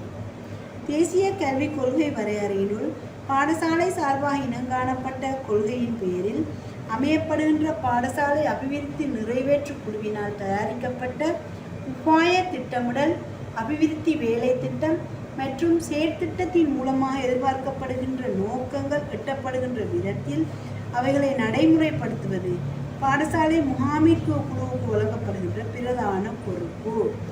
எங்களோட master plan, 5 year plan, 1 year plan இவைகளை ஒழுங்குபடுத்தி எங்களோட ஸ்கூலுக்குரிய என்னென்ன ஸ்கீம் ஆஃப் ஒர்க், அந்த வேலை திட்டங்கள் அனைத்தையும் முறையாக செயற்படுத்தி நடைமுறைப்படுத்தும் ஒரு குழுவாகவே இந்த ஸ்கூல் மேனேஜ்மெண்ட் கமிட்டி காணப்படுகிறது.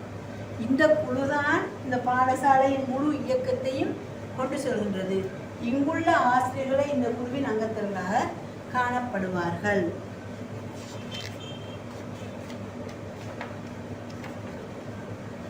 இது நாங்கள் இந்த குழுவை பார்க்குற நேரம் இந்த குழு அந்தந்த பாடசாலையின் வகைகளுக்கு ஏற்ப அது அதில் எண்ணிக்கைகள் காணப்படும். அதில் அதி உச்ச அங்கத்தவர்களாக 14 பேர் தான் இருப்பாங்க. 14 பேருக்கு கூடுதலானவர்கள் இருக்க மாட்டார்கள். அப்போ அதே நேரம் இந்த குழுவுக்குரிய உத்தியோகபூர்வ கால எல்லையாக நாங்கள் பார்க்குற நேரம் ஒரு வருடம். ஒவ்வொரு வருடமும் இந்த முகாமைத்துவ குழு தெரிவு செய்யப்பட வேண்டும். அந்த ஆசிரியர் குழாத்தில் உள்ள ஆசிரியர் குழு கூட்டத்தின் போது, இப்போ ஸ்டாஃப் மீட்டிங் நடத்துவாங்க தானே, அந்த மீட்டிங்கின் போது அந்த குறிப்பிட்ட வருடத்துக்கு தேவையான மேனேஜ்மெண்ட் கமிட்டியை தெரிவு செய்ய வேண்டியது மிகவும் முக்கியமான ஒன்று. அப்போ அங்கே உள்ள சீனியர் டீச்சர்ஸ், அங்கே உள்ள பர்ஃபார்மன்ஸ் அதிகமாக செய்யக்கூடிய விதமான அப்படியான டீச்சர்ஸை வைத்து இந்த குழுக்களை தெரிவு செய்வார்கள். இந்த குழுக்களை தெரிவு செய்து இதன் செயற்பாடுகள் நடைமுறையில் இருக்கும். இப்போ இதன் தலைவராக பிரின்சிபலே காணப்படுவார். இதன் தலைவராகவும் பிரின்சிபலே காணப்படுவார் என்பது மிகவும் முக்கியம். அதில் யார் யார் உள்ளடங்குவாங்கன்னு பார்க்குற நேரம் ஸ்கூலில் உள்ள அட்மின், நிர்வாகம் மற்றும் அபிவிருத்திக்கு பொறுப்பான பிரதி அதிபர்கள் இருப்பாங்க. இப்போ ஒரு வன்னேவி பாடசாலையாக இருந்தால் தனித்தனியாக அட்மினிஸ்ட்ரேஷன், அதுக்குரிய டெவலப்மெண்ட், இப்படி ஒவ்வொருத்தர் பிரிவாக இருக்கும். அதுக்குரிய பிரதி அதிபர்கள் அவங்களும் அதுக்குள்ளே காணப்படுவாங்க. அடுத்தது டிபோடி பிரின்சிபல் மாதிரி உதவி அதிபர்கள், வைஸ் பிரின்சிபல் அவங்களும் இருப்பாங்க. அவங்களும் இந்த குழுவின் அங்கத்தவர்களாக இருப்பாங்க. அடுத்தது சப்ஜெக்ட் கோஆர்டினேட்டர்ஸ், தர இணைப்பாளர்கள், பாட இணைப்பாளர்கள், இவர்களும் இதுக்குள்ள உள்ளடங்கப்படுவார்கள். அடுத்தது செக்ஷனல் ஹெட், பகுதி தலைவர்கள் கூட இந்த குழுவுக்குள்ள உள்ளடங்கப்படலாம். பாடசாலை அபிவிருத்தி சங்கத்தின் பொருளாளர், இங்கு இந்த பொருளாளராக காணப்படுவாரே. எஸ்டிஇசி குழுவின் பொருளாளரும் இந்த முகாமைத்துவ குழுவில் ஒருவராக காணப்படுவார். மேலும் பாடசாலை அபிவிருத்தி நிறைவேற்று குழுவின் ஆசிரிய அங்கத்தவர்கள், நம்ம சொன்னோம் இங்கே தெரிவு செய்யப்பட்ட ஆசிரியர்கள் அவர்களும் இந்த முகாமைத்துவ குழுவுக்குள்ள அங்கத்தவர்களாக இருப்பார்கள். பாடசாலையின் பண்புத்தர கல்வி அபிவிருத்தியை நோக்கும் தன்மையுடைய பாடசாலைகளின் தேவைகளை இனங்கண்டு அதிகார வரம்பினுள் பாடசாலை மட்டத்திலான தீர்மானங்களை பின்வரும் கடமைக்கூறுகளை மேற்கொள்வதன் பொறுப்பினை பாடசாலை முகாமைத்துவ குழு திரும்ப பிரிக்கப்பட போகுது. யார் யார் அதுக்குள்ள வழங்கப்படுவாங்க. இப்போ அதில் இந்த இபிஎஸ்ஐ நிகழ்ச்சி திட்டத்தின் ஊடாக ஸ்கூல் மேனேஜ்மெண்ட் கமிட்டியிலேருந்து திரும்ப சில குழுக்கள் தெரிவு செய்யப்படுறாங்க. யார் யாருன்னு நீங்கள் அதை பார்த்துக்கொள்ளுங்க. இந்த பாடசாலை முகாமைத்துவ குழுவுக்கு வழங்கப்படுதல் வேண்டும். இந்த கருமங்கள் ஆற்றுகையில் தன்னுடைய பாடசாலைக்கு பொருந்தக்கூடிய முறைமையொன்றையும் மற்றும் தேவைகளை முன்னுரிமைப்படுத்தியும் பாடசாலை அபிவிருத்தி திட்டமிடல் மற்றும் இணைப்பை மேற்கொள்ள வேண்டும். இந்த குழுதான் ஏனைய ஆசிரியர் குழாத்தை ஒருங்கிணைத்து பாடசாலையை கட்டி எழுப்பி செல்ல வேண்டிய ஒரு குழுவாக காணப்படும் இந்த குழு. அப்போ இந்த குழுவின் ஊடாக அடுத்த 2 குழுக்கள் அறிமுகப்படுத்தப்பட்டு பாடசாலையின் செயற்பாடுகள் நடைமுறைப்படுத்தப்படும். இதில் உங்களுக்கு தெரியும் ஸ்கூல் பர்ச்சேசிங் கமிட்டி, எஸ்பிசி, இதை சொல்கிற பாடசாலை கொள்வனவு குழு. இது நீங்கள் பாடசாலைகள் ஆசிரியராக இருக்கிற நீங்கள் உங்களுக்கு தெரிஞ்சிருக்கும். ஏனையவங்க இது தொடர்பாக நீங்கள் விளங்கிக் கொள்ள வேண்டி வரும். இந்த மேனேஜ்மெண்ட் முகாமைத்துவ குழுவின் ஊடாக அறிமுகப்படுத்தப்படுற ஒரு குழுவாக அடுத்த குழுவாக எஸ்பிசி குழு காணப்படும். இதை சொல்கிற ஸ்கூல் பர்ச்சேசிங் கமிட்டியில் பாடசாலை கொள்வனவு குழு. இந்த குழு தான் தீர்மானிக்கும் எங்களோட பாடசாலை மாணவர்கள கற்றலுக்கு தேவையான வளங்கள் என்னென்ன, எந்தெந்த வளங்களை எவ்வாறு பெற்றுக்கொள்ளணும், அதை எங்கே போய் பெற்றுக்கொள்ளணும், இது மாணவர்கள கற்றலுக்கு எவ்வாறு உதவணும் என்ற விதங்களை தீர்மானித்து உரிய பொருட்களை பெற்றுக்கொள்ளும் ஒரு குழுவாகவே இந்த குழு காணப்படும். நம்மளுக்கு தெரியும் பாடசாலைகளில் குவாலிட்டி இன்புட் செயற்பாட்டின் ஊடாக அனைத்து கற்றல் வளங்களும் வழங்கப்படுது. அதனை பெற்றுக்கொள்கிற குழுவாகவே இந்த குழு காணப்படுகின்றது. அப்போ இந்த குழுவுக்கு தலைவராக எங்களோட பாடசாலையின் அதிபரே காணப்படுவார். இதன் தலைவராகவும் இந்த பாடசாலை கொள்வனவு குழுவின் தலைவராகவும் எங்கள் பாடசாலை அதிபரே காணப்படுவார். கொள்வனவு இதில் பாருங்கள், அடுத்து நாங்கள் பார்க்குறது பாடசாலை கொள்வனவு குழு. நல்லா கிளியராக நீங்கள் இந்த ஒவ்வொரு கிளியராக விளங்கி எடுத்துக்கொள்வீங்க. படிப்படியாக இதை நாங்கள் சொல்லி வரத்தால உங்களுக்கு தெரியும். பாடசாலை அபிவிருத்தி நிறைவேற்று குழு, பாடசாலை முகாமைத்துவ குழு.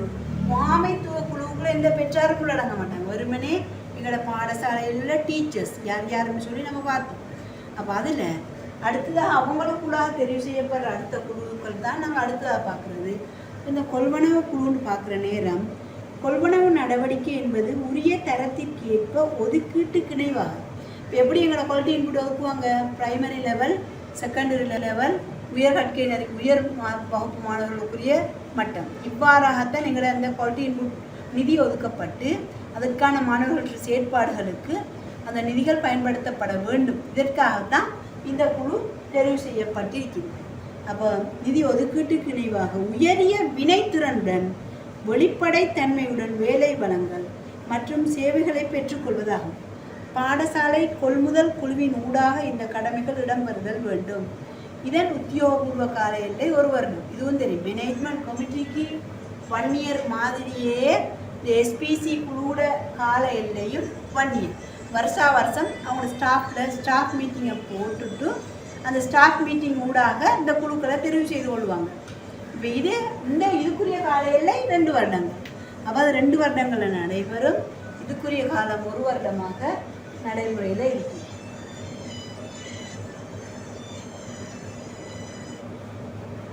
அப்போ அதை பார்க்குற நேரம் பாருங்கள்.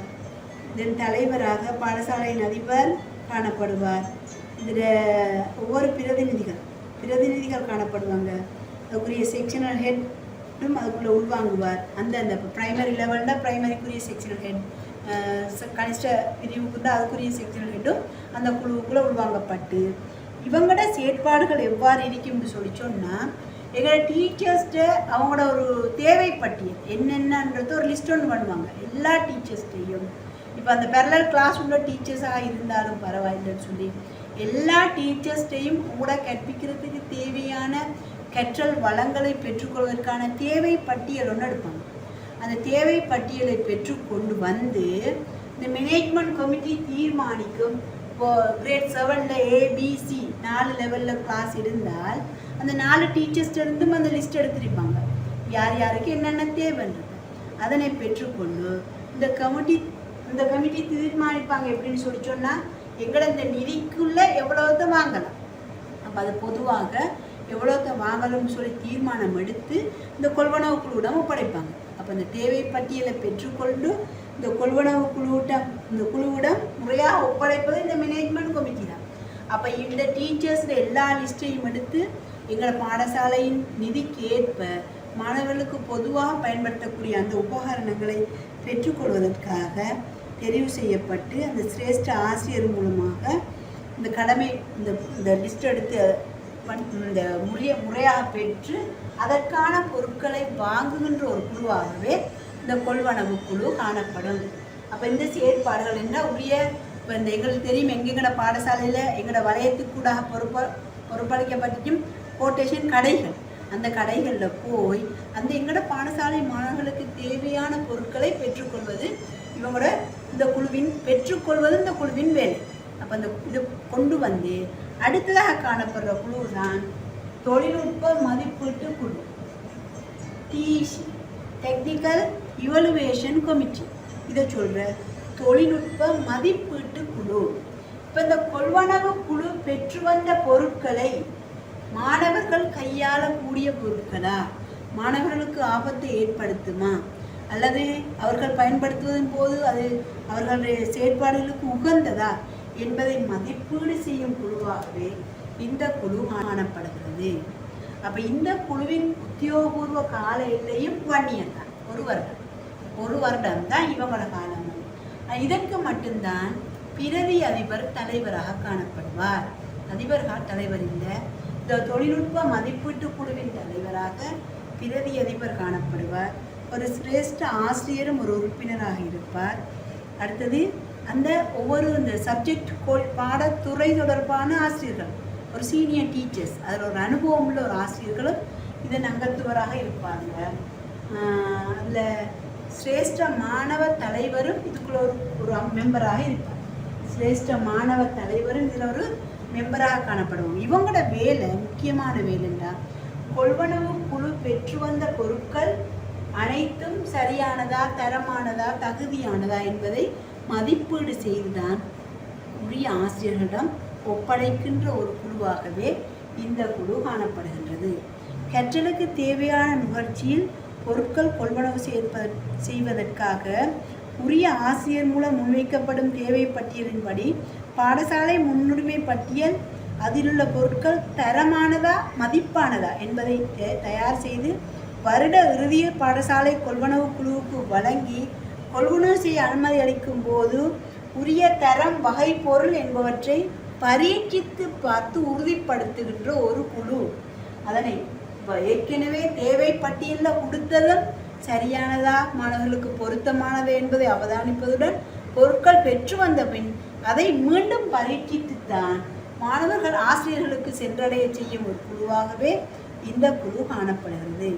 இப்போ இந்த குழுவின் உறுப்பினர்களுக்கு இப்போ இந்த குழு பார்த்து இந்த குழு செய்ததில் ஏதாவது சின்ன சின்ன பிரச்சனைகள் இருந்தால் அதனை வலயக்கல்வி அலுவலகத்துக்கு அதை முறையாக அறிவிக்கின்ற ஒரு குழுவாகவும் இந்த தொழில்நுட்ப மதிப்பீட்டு குழு காணப்படும்.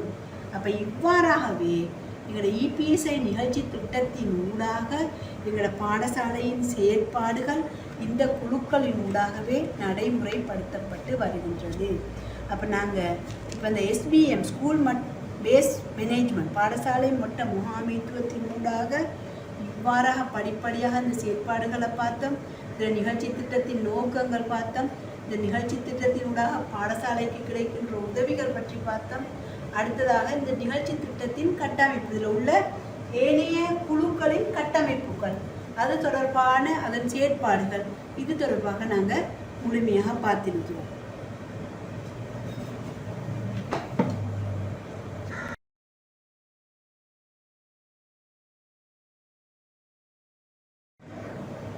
இப்போ வலுவூட்டப்பட்ட பாடசாலை மேம்பாட்டு நிகழ்ச்சி திட்டத்தின் ஒவ்வொரு கட்டங்களாக நாங்கள் பார்த்து அது கூட காணப்பட்ட குழுக்கள் பார்த்து வந்துட்டோம்.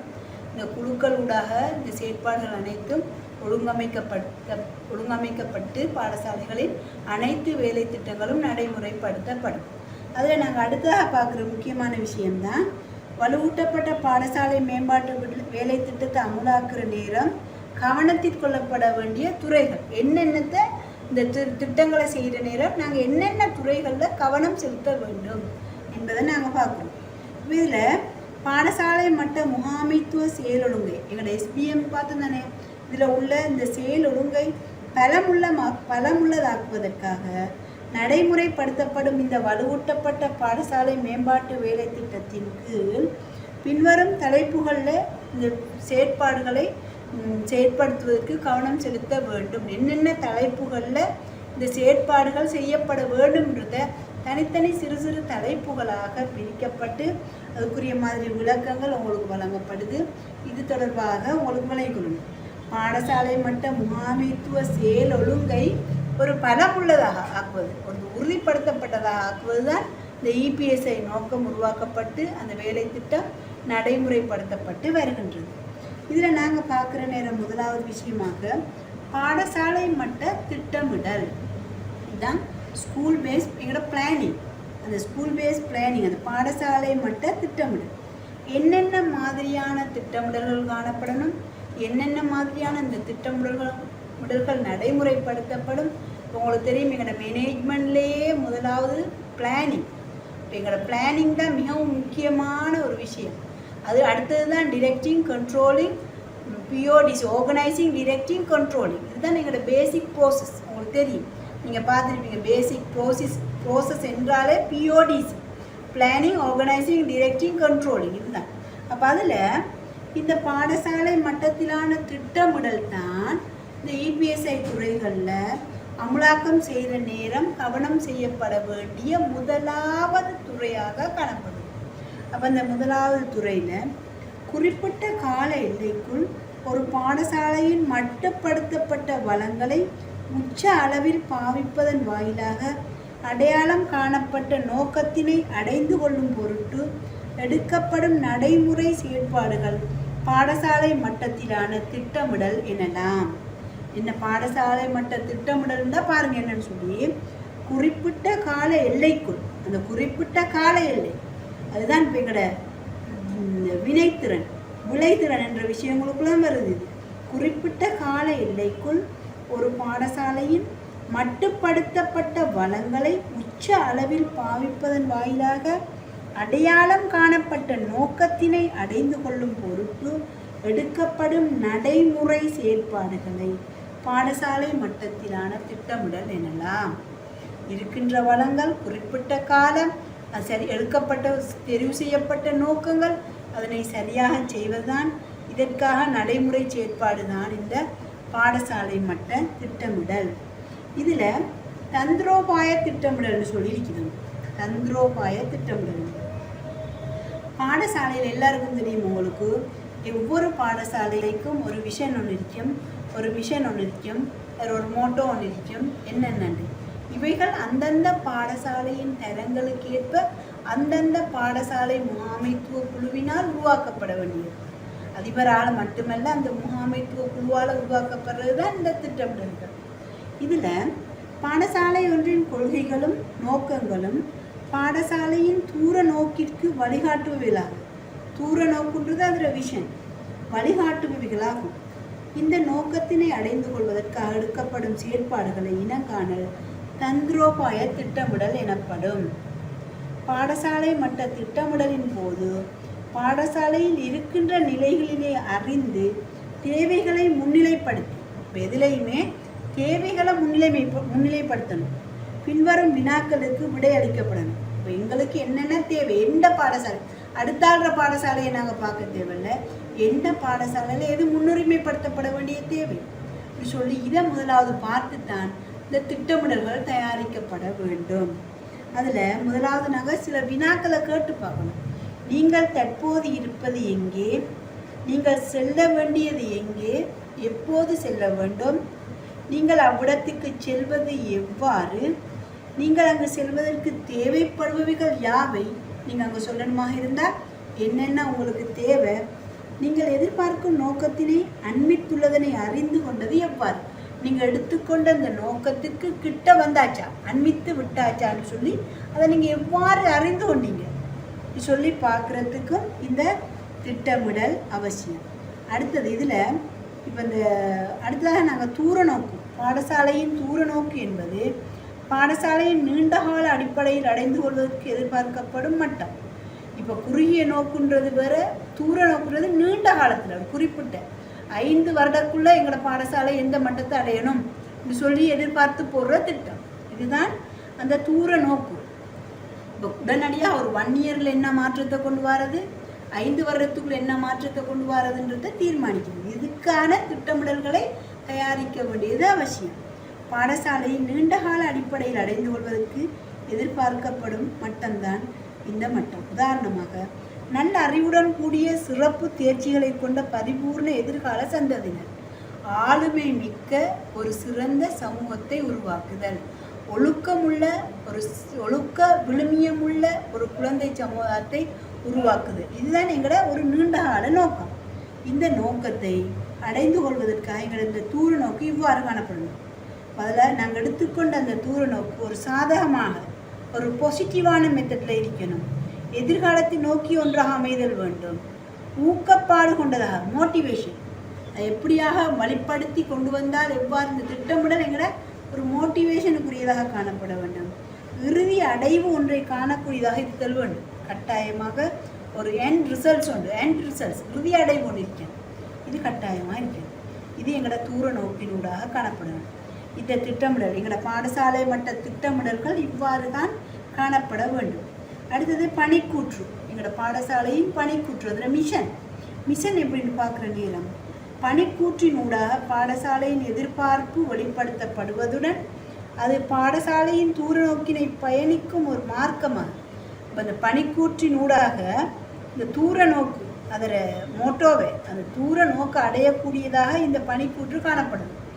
அதுக்குத்தான் சமூக பொறுப்பு, ஒழுக்க கோவை, எங்களோட பாடசாலையின் குறிக்கோள்கள் தரமானதாகவும் சரியானதாகவும் செம்மைப்படுத்தப்பட்டதாகவும் காணப்படுதல் வேண்டும். இப்போ இவைகளை முறையாக, அந்த முறையான திட்டமிடல்களை சரியாக செய்வதன் மூலம் எங்களது பாடசாலையின் பெருவெற்றி, இந்த திட்டங்கள் ஊடாக நடைமுறை பெருவெற்றி காணப்படுவதற்காக எங்களது முறையான திட்டமிடல்கள் சரியான முறையில் செயற்படுத்தப்பட வேண்டும். அதில் தான் இப்போ அதில் நோக்கங்களை நாங்கள் பார்க்குற நேரம் இப்போ கட்டாயம் மத்திய கால திட்டமிடலை நடைமுறைப்படுத்துவதன் மூலமாக பாடசாலையொன்று எட்டக்கூடியதான எதிர்பார்க்கப்படும் பெறுபேறுகள் நோக்கமாக அடையாளம் காணப்படும். இப்போ எந்த ஒரு நோக்கங்களை நாங்கள் அடைகிறதாக இருந்தால் எங்களோட நோக்கங்கள் எப்பொழுதுமே ஸ்மார்ட்டாக இருக்கணும்னு சொல்லுவாங்க. ஸ்மார்ட்டாக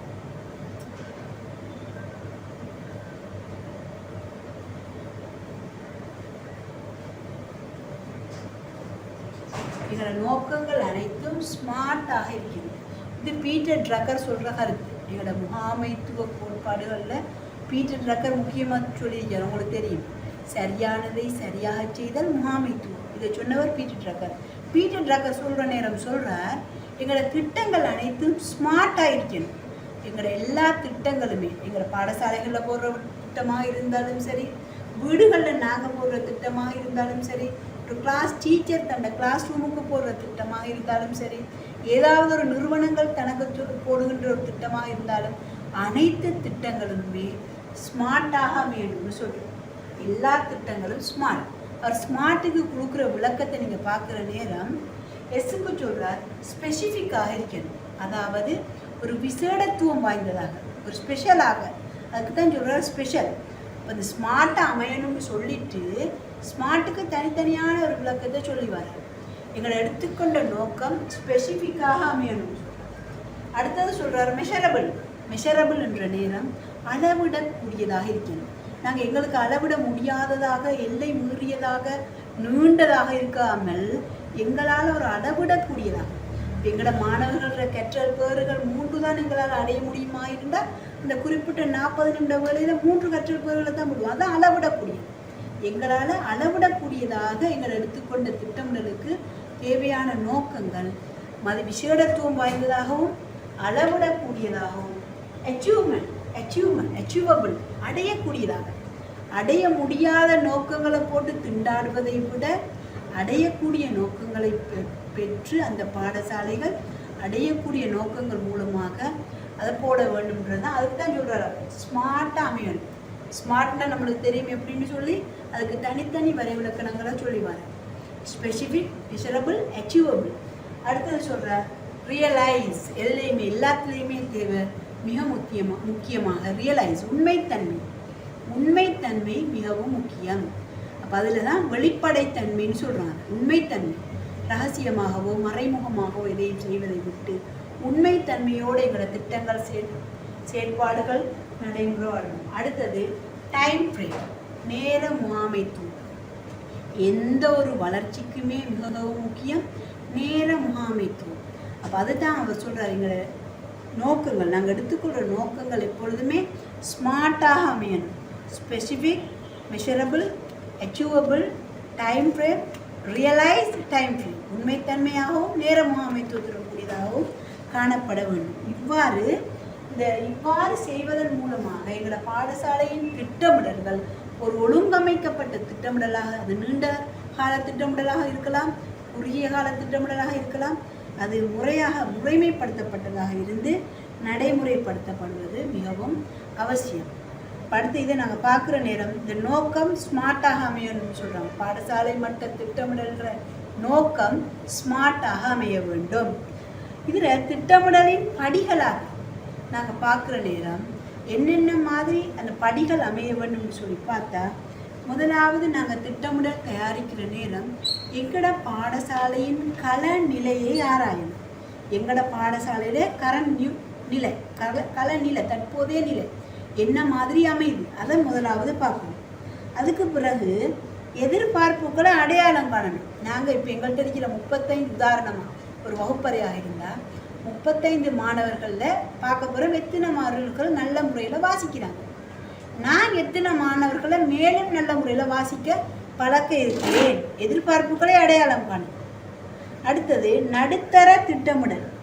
அதுக்குள்ளே அந்த தந்திரோபாய திட்டமிடலை நடுத்தரமாக, இப்போ நாங்கள் எக்ஸ்ட்ரா ஆர்டினரி அதிமீத்திரன் குழந்தைக்கும் இல்லை, மெல்ல கற்கும் தாழ்நிலையில் உள்ள குழந்தைக்கும் அல்ல, நடுத்தரமான குழந்தைகளுக்கு எங்களோட செயற்பாடு எவ்வாறு செய்கிற மாதிரி தான் எங்களோட பாடசாலை மட்ட திட்டமிடல்களை ஒரு நடுத்தரமான திட்டமிடலாக கொண்டு வரும். வருடாந்த அமுலாக்கல் திட்டம் மற்றும் வருடாந்த வரவு செலவு திட்ட தயாரித்தல். நான் சொன்னேன் ஆனுவல் பிளான். எங்களோட பிரின்சிபல்மார் அந்த மேனேஜ்மெண்ட் கமிட்டி செய்கிற விஷயம் இந்த பாடசாலை மட்ட திட்டமிடல்ல முதலாவது களநிலையை பார்த்து எதிர்பார்ப்புகள் என்னென்று பார்த்து அதில் பொதுவாக ஒரு நடுத்தர திட்டமிடல் கொண்டு வந்து இதில் வருடாந்த திட்டமிடல்ல 5 ஆண்டு திட்டம், ஓராண்டு திட்டம், அதான் நீண்ட கால நோக்கு, குறுகிய கால நோக்கு. அப்போ அந்த வருடாந்த திட்டமிடலை கவனித்து அதுக்கான கட்டாயம் வரவு செலவு திட்டம் போடணும்.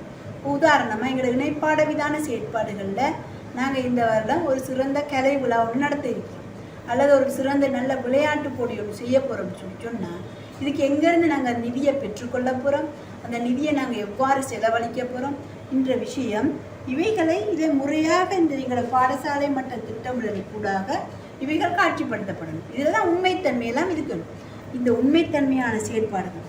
அடுத்தது திட்ட அமுலாக்கல் கண்காணிப்பு. இதை செய்கிற நேரம் இதற்கான கண்காணிப்புகளும் முறையாக இதில் நடைமுறைப்படுத்தப்பட்டு இறுதியாகத்தான் பெறுபேறுகளை மதிப்பிடுதல். இந்த திட்டமிடல், இந்த எடுக்கப்பட்ட திட்டமிடலில் செயற்பட்ட செயற்பாடுகள் மூலமாக பிற பெறுபேறுகள் என்ன, நாங்கள் அடையாளம் கண்ட அந்த எதிர்பார்ப்புகள் நடைமுறைக்கு வந்து அது சரியான முறையில் உரிய வெற்றியை எங்களுக்கு தந்ததா சொல்லி அந்த அமுலாக்கத்தின் பின்னரான ஆய்வு மற்றும் எதிர்கால நடவடிக்கைகளில் கற்ற பாடங்கள் மீண்டும் அதை கொண்டு வந்து மீண்டும் அந்த களநிலைக்கு வந்து சேருகிறோம். மீண்டும் களநிலைக்கு வர நேரம் நாங்கள் எடுத்துக்கொண்ட அந்த களநிலை ஆராய்கிறது மீண்டும் ஒரு சுற்றுவட்டமாக வந்து இந்த களநிலைக்குள்ளே வந்து சேரணும். இவ்வாறாகத்தான் எங்களை திட்டமிடல் செயற்பாடுகள் காணப்பட வேண்டும். அந்த ஒவ்வொரு வருடமும் இப்போ பார்த்தோம், இந்த 1 year பிளான், 5 year பிளான், எங்களோட பாடசாலை எப்போது எங்கே இருக்குது, நாங்கள் என்னென்னத்தை அடையணும், எங்களோட இலக்குகள் என்ன, மேலும் எங்களை என்ன இலக்குகளை நாங்கள் சேர்த்துக்கொள்ளணும், எங்களோட மேலும் இந்த திட்டமிடலில் என்னென்னத்தை நாங்கள் உள்வாங்கணும் என்றத முறையாக சரியான முறையில் செய்வதற்கு இந்த பாடசாலை மட்ட திட்டமிடல் மிகவும் அவசியமான ஒன்று. இப்போ இபிஎஸ்ஐயில் நாங்கள் பார்க்குற அந்த துறைகளுக்குள்ள கவனத்தில் கொள்ளப்பட வேண்டிய பல துறைகள் இருக்குது. இதில் பார்த்த முதலாவது விஷயம்தான் பாடசாலை மட்ட திட்டமிடல். அடுத்தது 2வது விஷயம் பாடவிதான அமுலாக்கம். அது எங்களோட கரிக்குலம் பாடவிதான அமுலாக்கம் அது எவ்வாறு நடைபெறுது.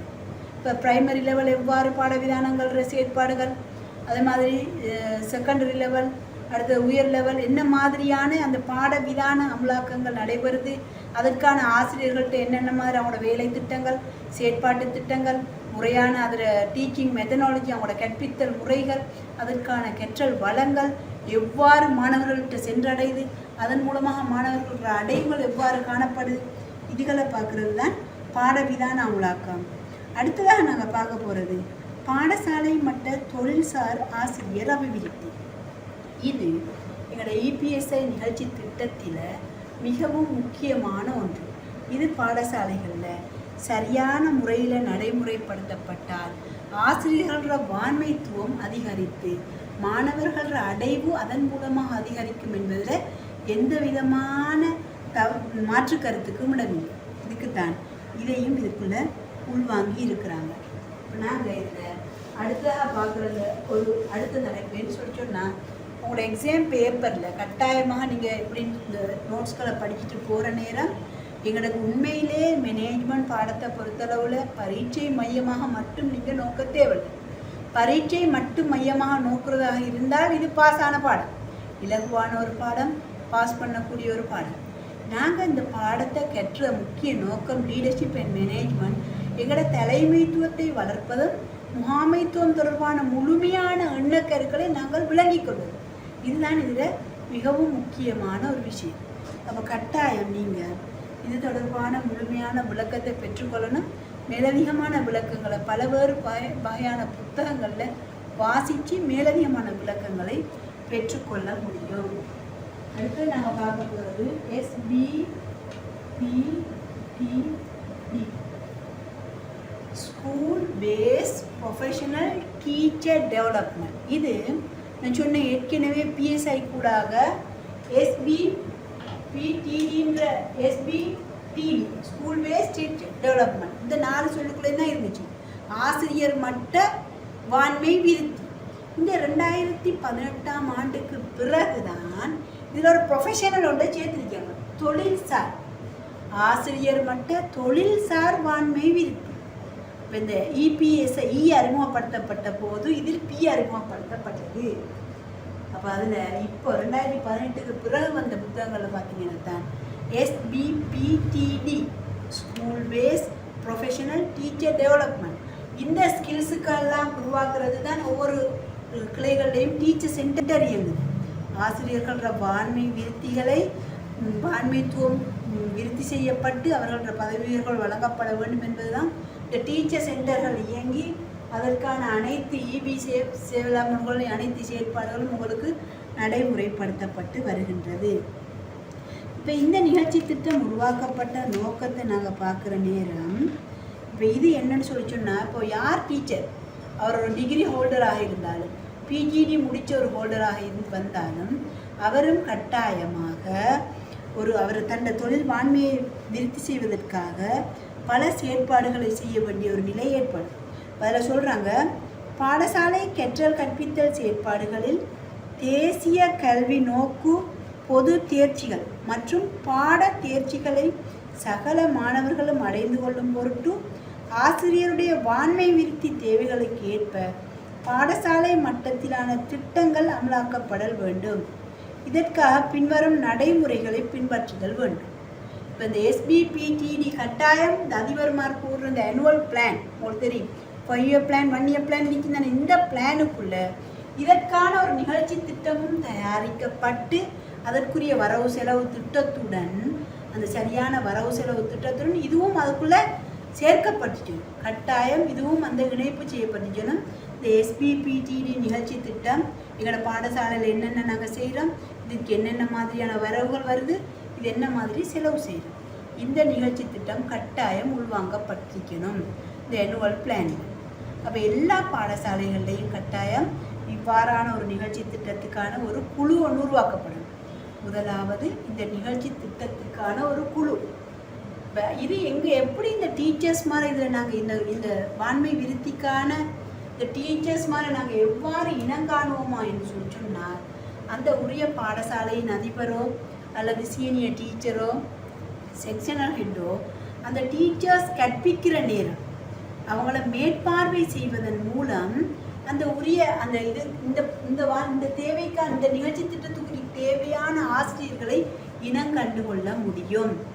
ஏன்னு சொல்லி சொன்னால் அவங்கள மேற்பார்வை செய்கிற நேரம்தான் அவங்க மாணவர்களுக்கு அந்த கற்றலை கொடுக்குற நேரம் எங்கெங்கே இடர்படுறாங்க, அவர்களுக்கு எதில் கொடுக்கறது கொஞ்சம் கடினமான தன்மையாக காணப்படுகின்றது என்பதனை இனங்கண்டு அந்த உரிய அதிபர்கள் இனங்கண்டு அதற்கான வேலை திட்டங்களை தயாரிக்க வேண்டும். அதற்காகத்தான் இந்த நிகழ்ச்சி திட்டம் உருவாக்கப்பட்டுள்ளது. அந்த பாடசாலைகளில் இவ்வாறான ஒரு குழுவை கட்டாயமாக உருவாக்கி யார் யாருக்கு என்னென்ன வான்மை விருத்திகள் தேவை என்பதை இனங்காண வேண்டும். உரிய அதிபர்மார் கட்டாயம் அதை இனங்காண வேண்டும். ஆசிரியர் தொழிலும் விருத்திக்கான இனங்காணப்படலும் அந்த சிலது அனலைஸ் மூலமாக பகுப்பாய்வு செய்யப்பட்டு இப்போ என்னென்ன தேர்ச்சிகளில் ஆகவும் மாணவர்கள் பின்னடைவாக இருக்கிறாங்கன்னு சொல்லி சொன்னால் அந்த உரிய தேர்ச்சிகள் உரிய ஆசிரியர்களால் முறையாக கொடுக்கப்படலை என்பதை இந்த அதிபர் இனம் கண்டுகொள்ளலாம். அந்த அனலைஸ் மூலமாகவும் இனம் கண்டுகொள்ளலாம்.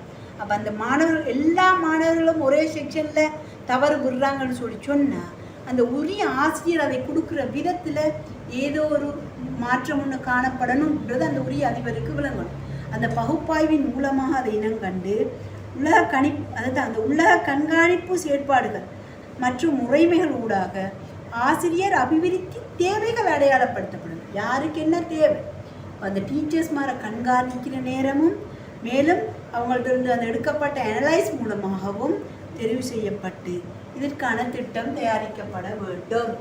கட்டாயம் திட்டம் தயாரிக்கப்படும். 35 மாணவர்களில் 35 மாணவர்களுமே ஒரு உதாரணம் ஒரு ஜியோமெட்ரி செக்ஷனில் அவங்க தவறு விடுறாங்கன்னா அந்த ஜியோமெட்ரி செக்ஷனை கொடுக்குற அந்த ஆசிரியர்கள் எங்கேயோ ஒரு தவறு வருது என்றது அந்த உரிய அதிபர் இனங்கண்டு உரிய செக்ஷன்கள் இனங்கண்டு அதற்கான பயிற்சி வேலை திட்டம் தயாரிக்கப்படணும். அந்த ஆசிரியருக்கு அது தொடர்பான முழுமையான விளக்கத்தை பெற்றுக் கொடுப்பதன் மூலம் அந்த மாணவர்களுக்கு அது தொடர்பான தேர்ச்சிகளை வழிப்படுத்த முடியும். இவ்வாறாகத்தான் இந்த ஆசிரியர்களுக்குரிய வான்மை விருத்திகளை ஏற்படுத்தவே இந்த நிகழ்ச்சி திட்டம் தயாரிக்கப்பட்டு இருக்கின்றது. தேவையான வளவாளர்களை தேர்ந்தெடுத்து வளவாளர் குழாம் ஒன்றை உருவாக்கி உதவியை பெற்றுக்கொள்ளும். உதாரணமாக நாங்கள் SBPTD நிகழ்ச்சி திட்டம் நாங்கள் கண்காணிப்பு மூலமாக மேற்பார்வை மூலமாக உரிய ஆசிரியர் இனங்கண்டு அதற்கான ஒரு நிகழ்ச்சி திட்டத்தை உருவாக்கி எங்களை ஆனுவல் பிளானுக்குள்ளே சேர்த்தோம்னு சொன்னால் அப்போ அதுக்குரிய ரிசோர்ஸ் வளவாளர்கள் பெற்றுக்கொள்ளணும். அப்போ யார் யார் எங்கெங்கே எந்தெந்த பாடத்தினூடாக உதாரணமாக வரலாற்று பாடத்தில் எல்லா மாணவர்களையும் அடைவு ஏதோ ஒரு செக்ஷனில் பின்தங்குதுண்டா அந்த ஆசிரியர்களுக்கு அது தொடர்பான விளக்கத்தை கொடுக்கறதுக்கு உரிய வளவாளர்களை பெற்று அது எவ்வாறு பெறலுமாயிருந்தால் அந்த பாடசாலைகளிலே உள்ள ஒரு அனுபவம் உள்ள நல்ல சிறந்த பெர்ஃபார்மன்ஸ் காட்டக்கூடிய சிறப்பான முறையில் விளக்கம் கொடுக்கக்கூடிய உரிய வளவாளர்கள் அந்தந்த பாடசாலைகளில் இருந்தால் அங்கிருந்தே பெற்று அவர்கள் மூலமாக அந்த ஆசிரியர்களுக்கு அதுக்குரிய முழுமையான வாழ்மை விருத்திகளை ஏற்படுத்த முடியும். அதன் மூலமாக அவ்வாறு இந்த திட்டத்துக்கு உரிய வளங்கள் அங்கேயே பெற்றுக்கொள்ளக்கூடியதாக இருந்தால் அவ்வாறு பெற்று அதற்குரிய முழுமையான அந்த முறையான செயற்பாடுகளை நடைமுறைப்படுத்த வேண்டும். அவ்வாறு வளவாளர்கள் அந்த உரிய பாடசாலைகள் இல்லை என்றால் அடுத்த பாடசாலை கொத்தணி பாடசாலை முறைகளூடாக அருகிலுள்ள பாடசாலைகளிடம் சென்று உரிய வளவாளர்களை பெற்று அங்கும் வளவாளர்கள் இல்லை என்றால் உரிய வலயக்கல்வி பணிமனைக்கு சென்று அங்கிருந்த வளவாளர்களை பெற்று இந்த செயல் திட்டங்கள் சரியான முறையில் நடைமுறைப்படுத்தப்பட வேண்டும். அதற்கான வரவு செலவு நிதிகளை அவர்கள் அதிபர் பெற்றுக்கொண்டு அதற்கான அந்த நிகழ்ச்சி திட்டத்தில் உரிய வரவு செலவுகள் முறையாக அறிக்கைப்படுத்தப்பட்டு காணப்பட வேண்டும். அப்போ ஆசிரியர் தொழில்சார் விருத்தி நடவடிக்கைகளை பாடசாலை மட்டத்தில் செயற்படுத்து. இப்போ உதாரணமாக இப்போ இவங்களோட ஒரு டைப் 2 பாடசாலை ஒரு பிரைமரி லெவல் டீச்சர் அந்த டீச்சருக்கு அந்த கைடில் உள்ள பாடல்கள் எதுவுமே படிப்பிக்க கஷ்டமாக இருக்கிறான்றது அந்த அதிபர் இனங்கண்டா எங்கேயாவது அங்கே அருகிலுள்ள ஒரு பாடசாலையில் இருக்கிற ஒரு உரிய டீச்சர்ஸை கொண்டு வந்து அந்த டீச்சருக்கு அதுக்குரியான முறையான அதை வெளிப்படுத்துது. அப்போ ஒரு டீச்சர் தான் இருக்கிறாங்கன்னு சொன்னால் இதை மாதிரி அருகிலுள்ள அதிபர்மாரோட கலந்து ஆலோசித்து கொத்தணியில் உள்ள ஏனைய ஆசிரியர்களுக்கும் இந்த செயற்பாடுகள் தேவை, இந்த சில இவ்வாறான விருத்தி செயற்பாடுகள் தேவைன்னு சொன்னா அந்த குறிப்பிட்ட எல்லா ஆசிரியர்களையும் தெரிவு செய்து ஒரு வளவாளரை கொண்டு வந்து அந்த கொத்தணி முறையின் ஊடாகவும் இதனை நடைமுறைப்படுத்தலாம். இது அதிபர்கள் ஒத்துழைத்து இதனை செய்து கொள்ள முடியும். இவ்வாறாகவே இந்த SBPTD நிகழ்ச்சி திட்டம் நடைமுறைப்படுத்தப்பட்டு மாணவர்களுக்கு உரிய முறையில் அனைத்து தேர்ச்சிகளும் சரியான முறையில் சென்றடைய வேண்டும் என்பதற்காகவே இந்த EPSI நிகழ்ச்சி திட்டத்தினூடாக இதனை ஒரு முக்கியமான நிகழ்ச்சி திட்டமாக அறிமுகப்படுத்தி இருக்கின்றார்கள். இது சரியான முறையில் நடைமுறைப்படுத்துகிற நேரம் இப்போ முழுமையான ஒரு விளக்கத்தை அனைத்து மாணவர்களும் பெற்றுக்கொள்வார்கள் என்பதில் எவ்விதமான சந்தேகங்களும் இல்லை. அப்போ கட்டாயம் இந்த குழுவை இவ்வாறான குழு ஒன்றை உருவாக்கி இந்த செயல்பாட்டு திட்டங்களை போட்டு இது சரியான முறையில் நடைமுறைப்படுத்தப்படுகிறதா என்பதை ஒரு கண்காணிக்கின்ற குழுவாகவும் இன்னொரு குழுவை நம்ம நியமித்து அதனை சரியான முறையில் நடைமுறைப்படுத்துவதன் மூலம்தான் உரிய மாணவர்களிடமிருந்து உரிய பலனை பெற்றுக்கொள்ள முடியும். உரிய கற்றல் அடைவுகளை முழுமையாக பெற்று ஒரு விளைதிறனுள்ள ஒரு பாடசாலையை உருவாக்கி மாணவர்கள் அடைவு மட்டத்தை அதிகரிக்க இந்த செயல் திட்டம் முழுமையாக வழிவகுக்கும் என்பதாகும். பாடசாலை மட்ட வாழ்மை விருத்தி குழு வேலை திட்டத்தின் முன்னேற்றம் தொடர்பான ஆவணம். இப்போ இந்த செயற்பாட்டு திட்டத்தின் ஊடாக என்னென்ன மாதிரி வேலைகள் நடைமுறைப்படுத்தப்படுது, இப்போ என்னென்ன வேலைகள் என்ன மாதிரி நடைமுறைப்படுத்தப்படுது, இந்த ஆசிரியர்களுக்கு என்ன பயிற்சிகள் வழங்கப்படுது, மீண்டும் இந்த ஆசிரியர் இதனை இந்த உரிய மாணவர்களுக்கு சரியான முறையில் கற்றலை கொடுக்குறாங்க, அதன் மூலமாக உரிய மாணவர்கள் அதனை முழுமையாக விளங்கி எடுத்து அடுத்த அடைவுகளில் சிறந்த தேர்ச்சிகளை வெளிக்காட்டியிருக்காங்கன்னு சொன்னால் அந்த முன்னேற்றம் தொடர்பான அறிக்கைகளை ஆவணப்படுத்தி அதை முறையாக வலயக்கல்வி பணிமனைக்கு அனுப்பி வைப்பது ஒரு முக்கியமான ஒரு செயற்பாடாக இது காணப்படும். ஏனென்றால் இந்த திட்டத்தின் ஊடாக நடைமுறைப்படுத்தப்பட்டு இதன் மூலமாக வெற்றி அடைந்த இந்த செயற்பாடுகளை சரியான முறையில் வழிகாட்டி அதுக்குரிய உரிய வெற்றிகளை பெற்றதனை முறையாக அந்த வலயக்கல்வி பணிமனைக்கு அறிக்கைகளை சரியான முறையிலே சமர்ப்பிப்பது மிகவும் அவசியமான ஒன்று. இது தொடர்பாக இப்போ நாங்கள் EPSI கூட தொடர்பான இந்த பொதுவான கவனத்தில் கொள்ளப்பட வேண்டிய இந்த துறைகளில் ஒவ்வொரு துறைகளாக பார்த்துவார். பாடசாலை மட்ட திட்டமிடல், பாடவிதான அமலாக்கம், பாடசாலை மட்ட தொழில்சார் ஆசிரியர் அபிவிருத்தி. அடுத்ததாக நாங்கள் அதில் பார்க்குற நேரம் வள முகாமைத்துவம். அதில் வள முகாமைத்துவம் சொல்கிறது அடுத்ததாக இப்போ பாருங்கள், நீங்கள் அதில் வலுவூட்டப்பட்ட பாடசாலை மேம்பாட்டு வேலை திட்ட அமலாக்கத்தின் போது கவனத்தில் கொள்ளப்பட வேண்டிய துறைகள் ஒவ்வொரு துறைகளாக பார்த்துருக்கோம். பாடசாலை மட்ட திட்டமிடல், பாடவிதான அமலாக்கம், பாடசாலை மட்ட தொழில்சார் ஆசிரியர் அபிவிருத்தி. அடுத்ததாக பார்க்க போகிறது வள முகாமைத்துவம். எங்களோட ரிசோர்ஸ் மேனேஜ்மெண்ட்டை பார்க்குறோம். இப்போ பண்புத்தர கல்வி மேம்பாட்டுக்கான வள முகாமைத்துவம் ஒரு அத்தியாவசியமான விடயமாகும். இருக்கின்ற வளங்கள் இப்போ எங்கள்கிட்ட இப்போ நாங்கள் பெரிய எல்லா ஹைஃபை எல்லாருக்குமே ஸ்மார்ட் போர்டோடு படிப்பிக்கணும் அப்படின்னு சொன்னால் அந்தளவுக்கு ஒரு எதிர்பார்ப்பு இல்லை. இருக்கின்றதை கொண்டு நாங்கள் உச்ச பயனை பெறுறது. இன்ஷால்ல ஒரு கூடிய விரைவில் எல்லா பாடசாலைகளும் ஸ்மார்ட் போர்டுடன் கற்பிக்கின்ற ஒரு நிகழ்வுகள் உருவாக்கப்படலாம் எதிர்காலத்தில். அப்போ இருக்கின்ற வளங்களை கொண்டு உயர்ந்த அளவிலே பயன்படுத்தி புதிய வளங்களை உருவாக்குவது போன்ற செயற்பாடுகளை முறையான வேலை திட்ட அமலாக்கம் அந்த முறையாக இந்த இவ்வாறான செயற்பாடுகள் முறையாக வேலை திட்டத்துடன் செயற்படுவதாக இருந்தால் அந்த வள முகாமைத்துவ குழு ஒன்று பிரதிநிதித்துவப்படுத்தப்பட வேண்டும். இந்த வள முகாமைத்துவ குழு ஒன்று உருவாக்கப்பட்டு இதற்கூடாகவே அந்த செயற்பாடுகள் சரியான முறையிலே நடைமுறைப்படுத்தப்பட வேண்டும். இதற்காக ஒரு வள முகாமை குழு ஒன்று ஸ்தாபிக்கணும். அடுத்தது பாடசாலையில் உள்ள பௌதீக மற்றும் மானிட வளங்கள் தொடர்பான தகவல் பட்டியல் ஒன்று தயாரித்து இற்றைப்படுத்தி நடாத்தி வரணும். கட்டாயம் எங்களோட ஸ்கூலில் என்னென்ன வளங்கள் இருக்குது, பௌதீக வளங்கள், மானிட வளங்கள், இவைகளை கட்டாயமாக அறிக்கைப்படுத்தி பட்டியல்படுத்தி இது காணப்பட வேண்டும். என்ன குறைபாடுகள், என்ன மேலதிகம், இவைகள் அனைத்தும் காட்சிப்படுத்தப்பட்டிருக்கணும். அடுத்தது பௌதீக மற்றும் மனிதவள தேவைகளை அறிந்து முன்னுரிமைப்படுத்த. பௌதீக மற்றும் மனிதவள தேவைகளை அறிந்து இப்போ தேவைகளுக்கு ஏற்ப எங்கள்கிட்ட இருக்கிற வளங்களை நாங்கள் பயன்படுத்தி கொள்ளணும். இது இந்த வள முகாமைத்துவத்தின் ஊடாக எதிர்பார்க்கப்படுகின்ற செயற்பாடுகளாக காணப்படுகிறது. அடுத்தது பௌதீக மற்றும் மானிட வள உருவாக்கம், வள பராமரிப்பு, பாதுகாப்புக்கான முறையான வேலை திட்டம் ஒன்றை தயாரிக்கிறது. எங்களோட பாடசாலைகளில் ஒரு விளையாட்டு முற்றம், சிறுவர்களுக்கான ஒரு விளையாட்டு முற்றம் காணப்பட்டால் அதனை சரியான முறையில் பராமரிக்கிறது, முறையாக அதனை கண்காணிக்கிறது. இவைகளுக்கான ஒரு பாதுகாப்பு வேலை திட்டம் ஒன்று தயாரிக்கப்பட்டு இருக்கணும். இப்போ இதை வெறுமனே மாணவர்களை கொண்டு டக்குன்னு அதை அழித்தல் செயற்பாடுகளில் ஈடுபடாமல் அதை சரியான முறையில் பராமரிக்கக்கூடிய வேலை திட்டம் எங்கள்கிட்ட காணப்படும். அதற்கான ஒரு குழு கட்டாயம் காணப்படும். தேவையான சந்தர்ப்பங்களில் மாற்று வளங்களை இனங்காணலும் பாவித்தலும். உரிய ஒரு வளம் இல்லைன்னு சொன்னால் அதுக்கு பதிலாக ஒரு மாற்று வளத்தை கொண்டு வந்து அதனை பயன்படுத்தி அதன் மூலமாக அதிஉச்ச பயனை பெற்றுக்கொள்வது மிகவும் அவசியமாகும். பாடசாலை சுற்றுச்சூழல் சிறப்பாக நடாத்தி செல்ல உரிய வேலை திட்டம். முழுமையாக ஒரு சிறிய தொகை மாணவர்களை கொண்ட ஒரு பாடசாலையின் ஒரு சூழலை முழுமையாக அவர்கள் சுத்தப்படுத்துவது கடினம் என்றால் அந்த சமூகத்தை உள்வாங்கி கொண்டு அதில் பிரதேச செயலாளர் ஊடாக அந்த சமூகத்தை உள்வாங்கி அதனை சிறப்பாக சிரமதானம் செய்ய சொல்வதன் மூலம் அந்த உரிய வேலை திட்டங்கள் அங்கே தயாரிக்கப்பட்டு அதனை நடைமுறைப்படுத்துவது அந்த உரிய அதிபர்களின் பொறுப்பாக காணப்படும். அவங்கள அந்த வேலை திட்டங்களை மிக முறையாக இற்றைப்படுத்தப்பட்டு அது கோவைப்படுத்தப்பட்டு காணப்படணும். இவைகள் தான் எங்களோட பாடசாலைகள் உள்ள பண்பு தரங்களின் ஊடாகவும் இப்போ எங்களோட உள்ளக மேற்பார்வையோ வெளியாக மேற்பார்வையிலேயோ இவைகள் காணப்படும்.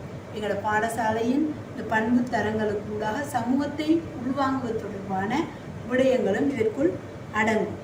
மேலும் மாணவர்கள அனுமதி, அவங்களோட பொது நலன் ஓம்பல், அவங்களுக்கான உதவி சேவைகள், இவைகளுக்காகவும் இந்த உரிய குழுக்களை தயாரித்து அவர்களுக்கான சந்தர்ப்பங்களை பெற்றுக் கொடுக்கிறது. உதாரணமாக எங்கள்கிட்ட ஒரு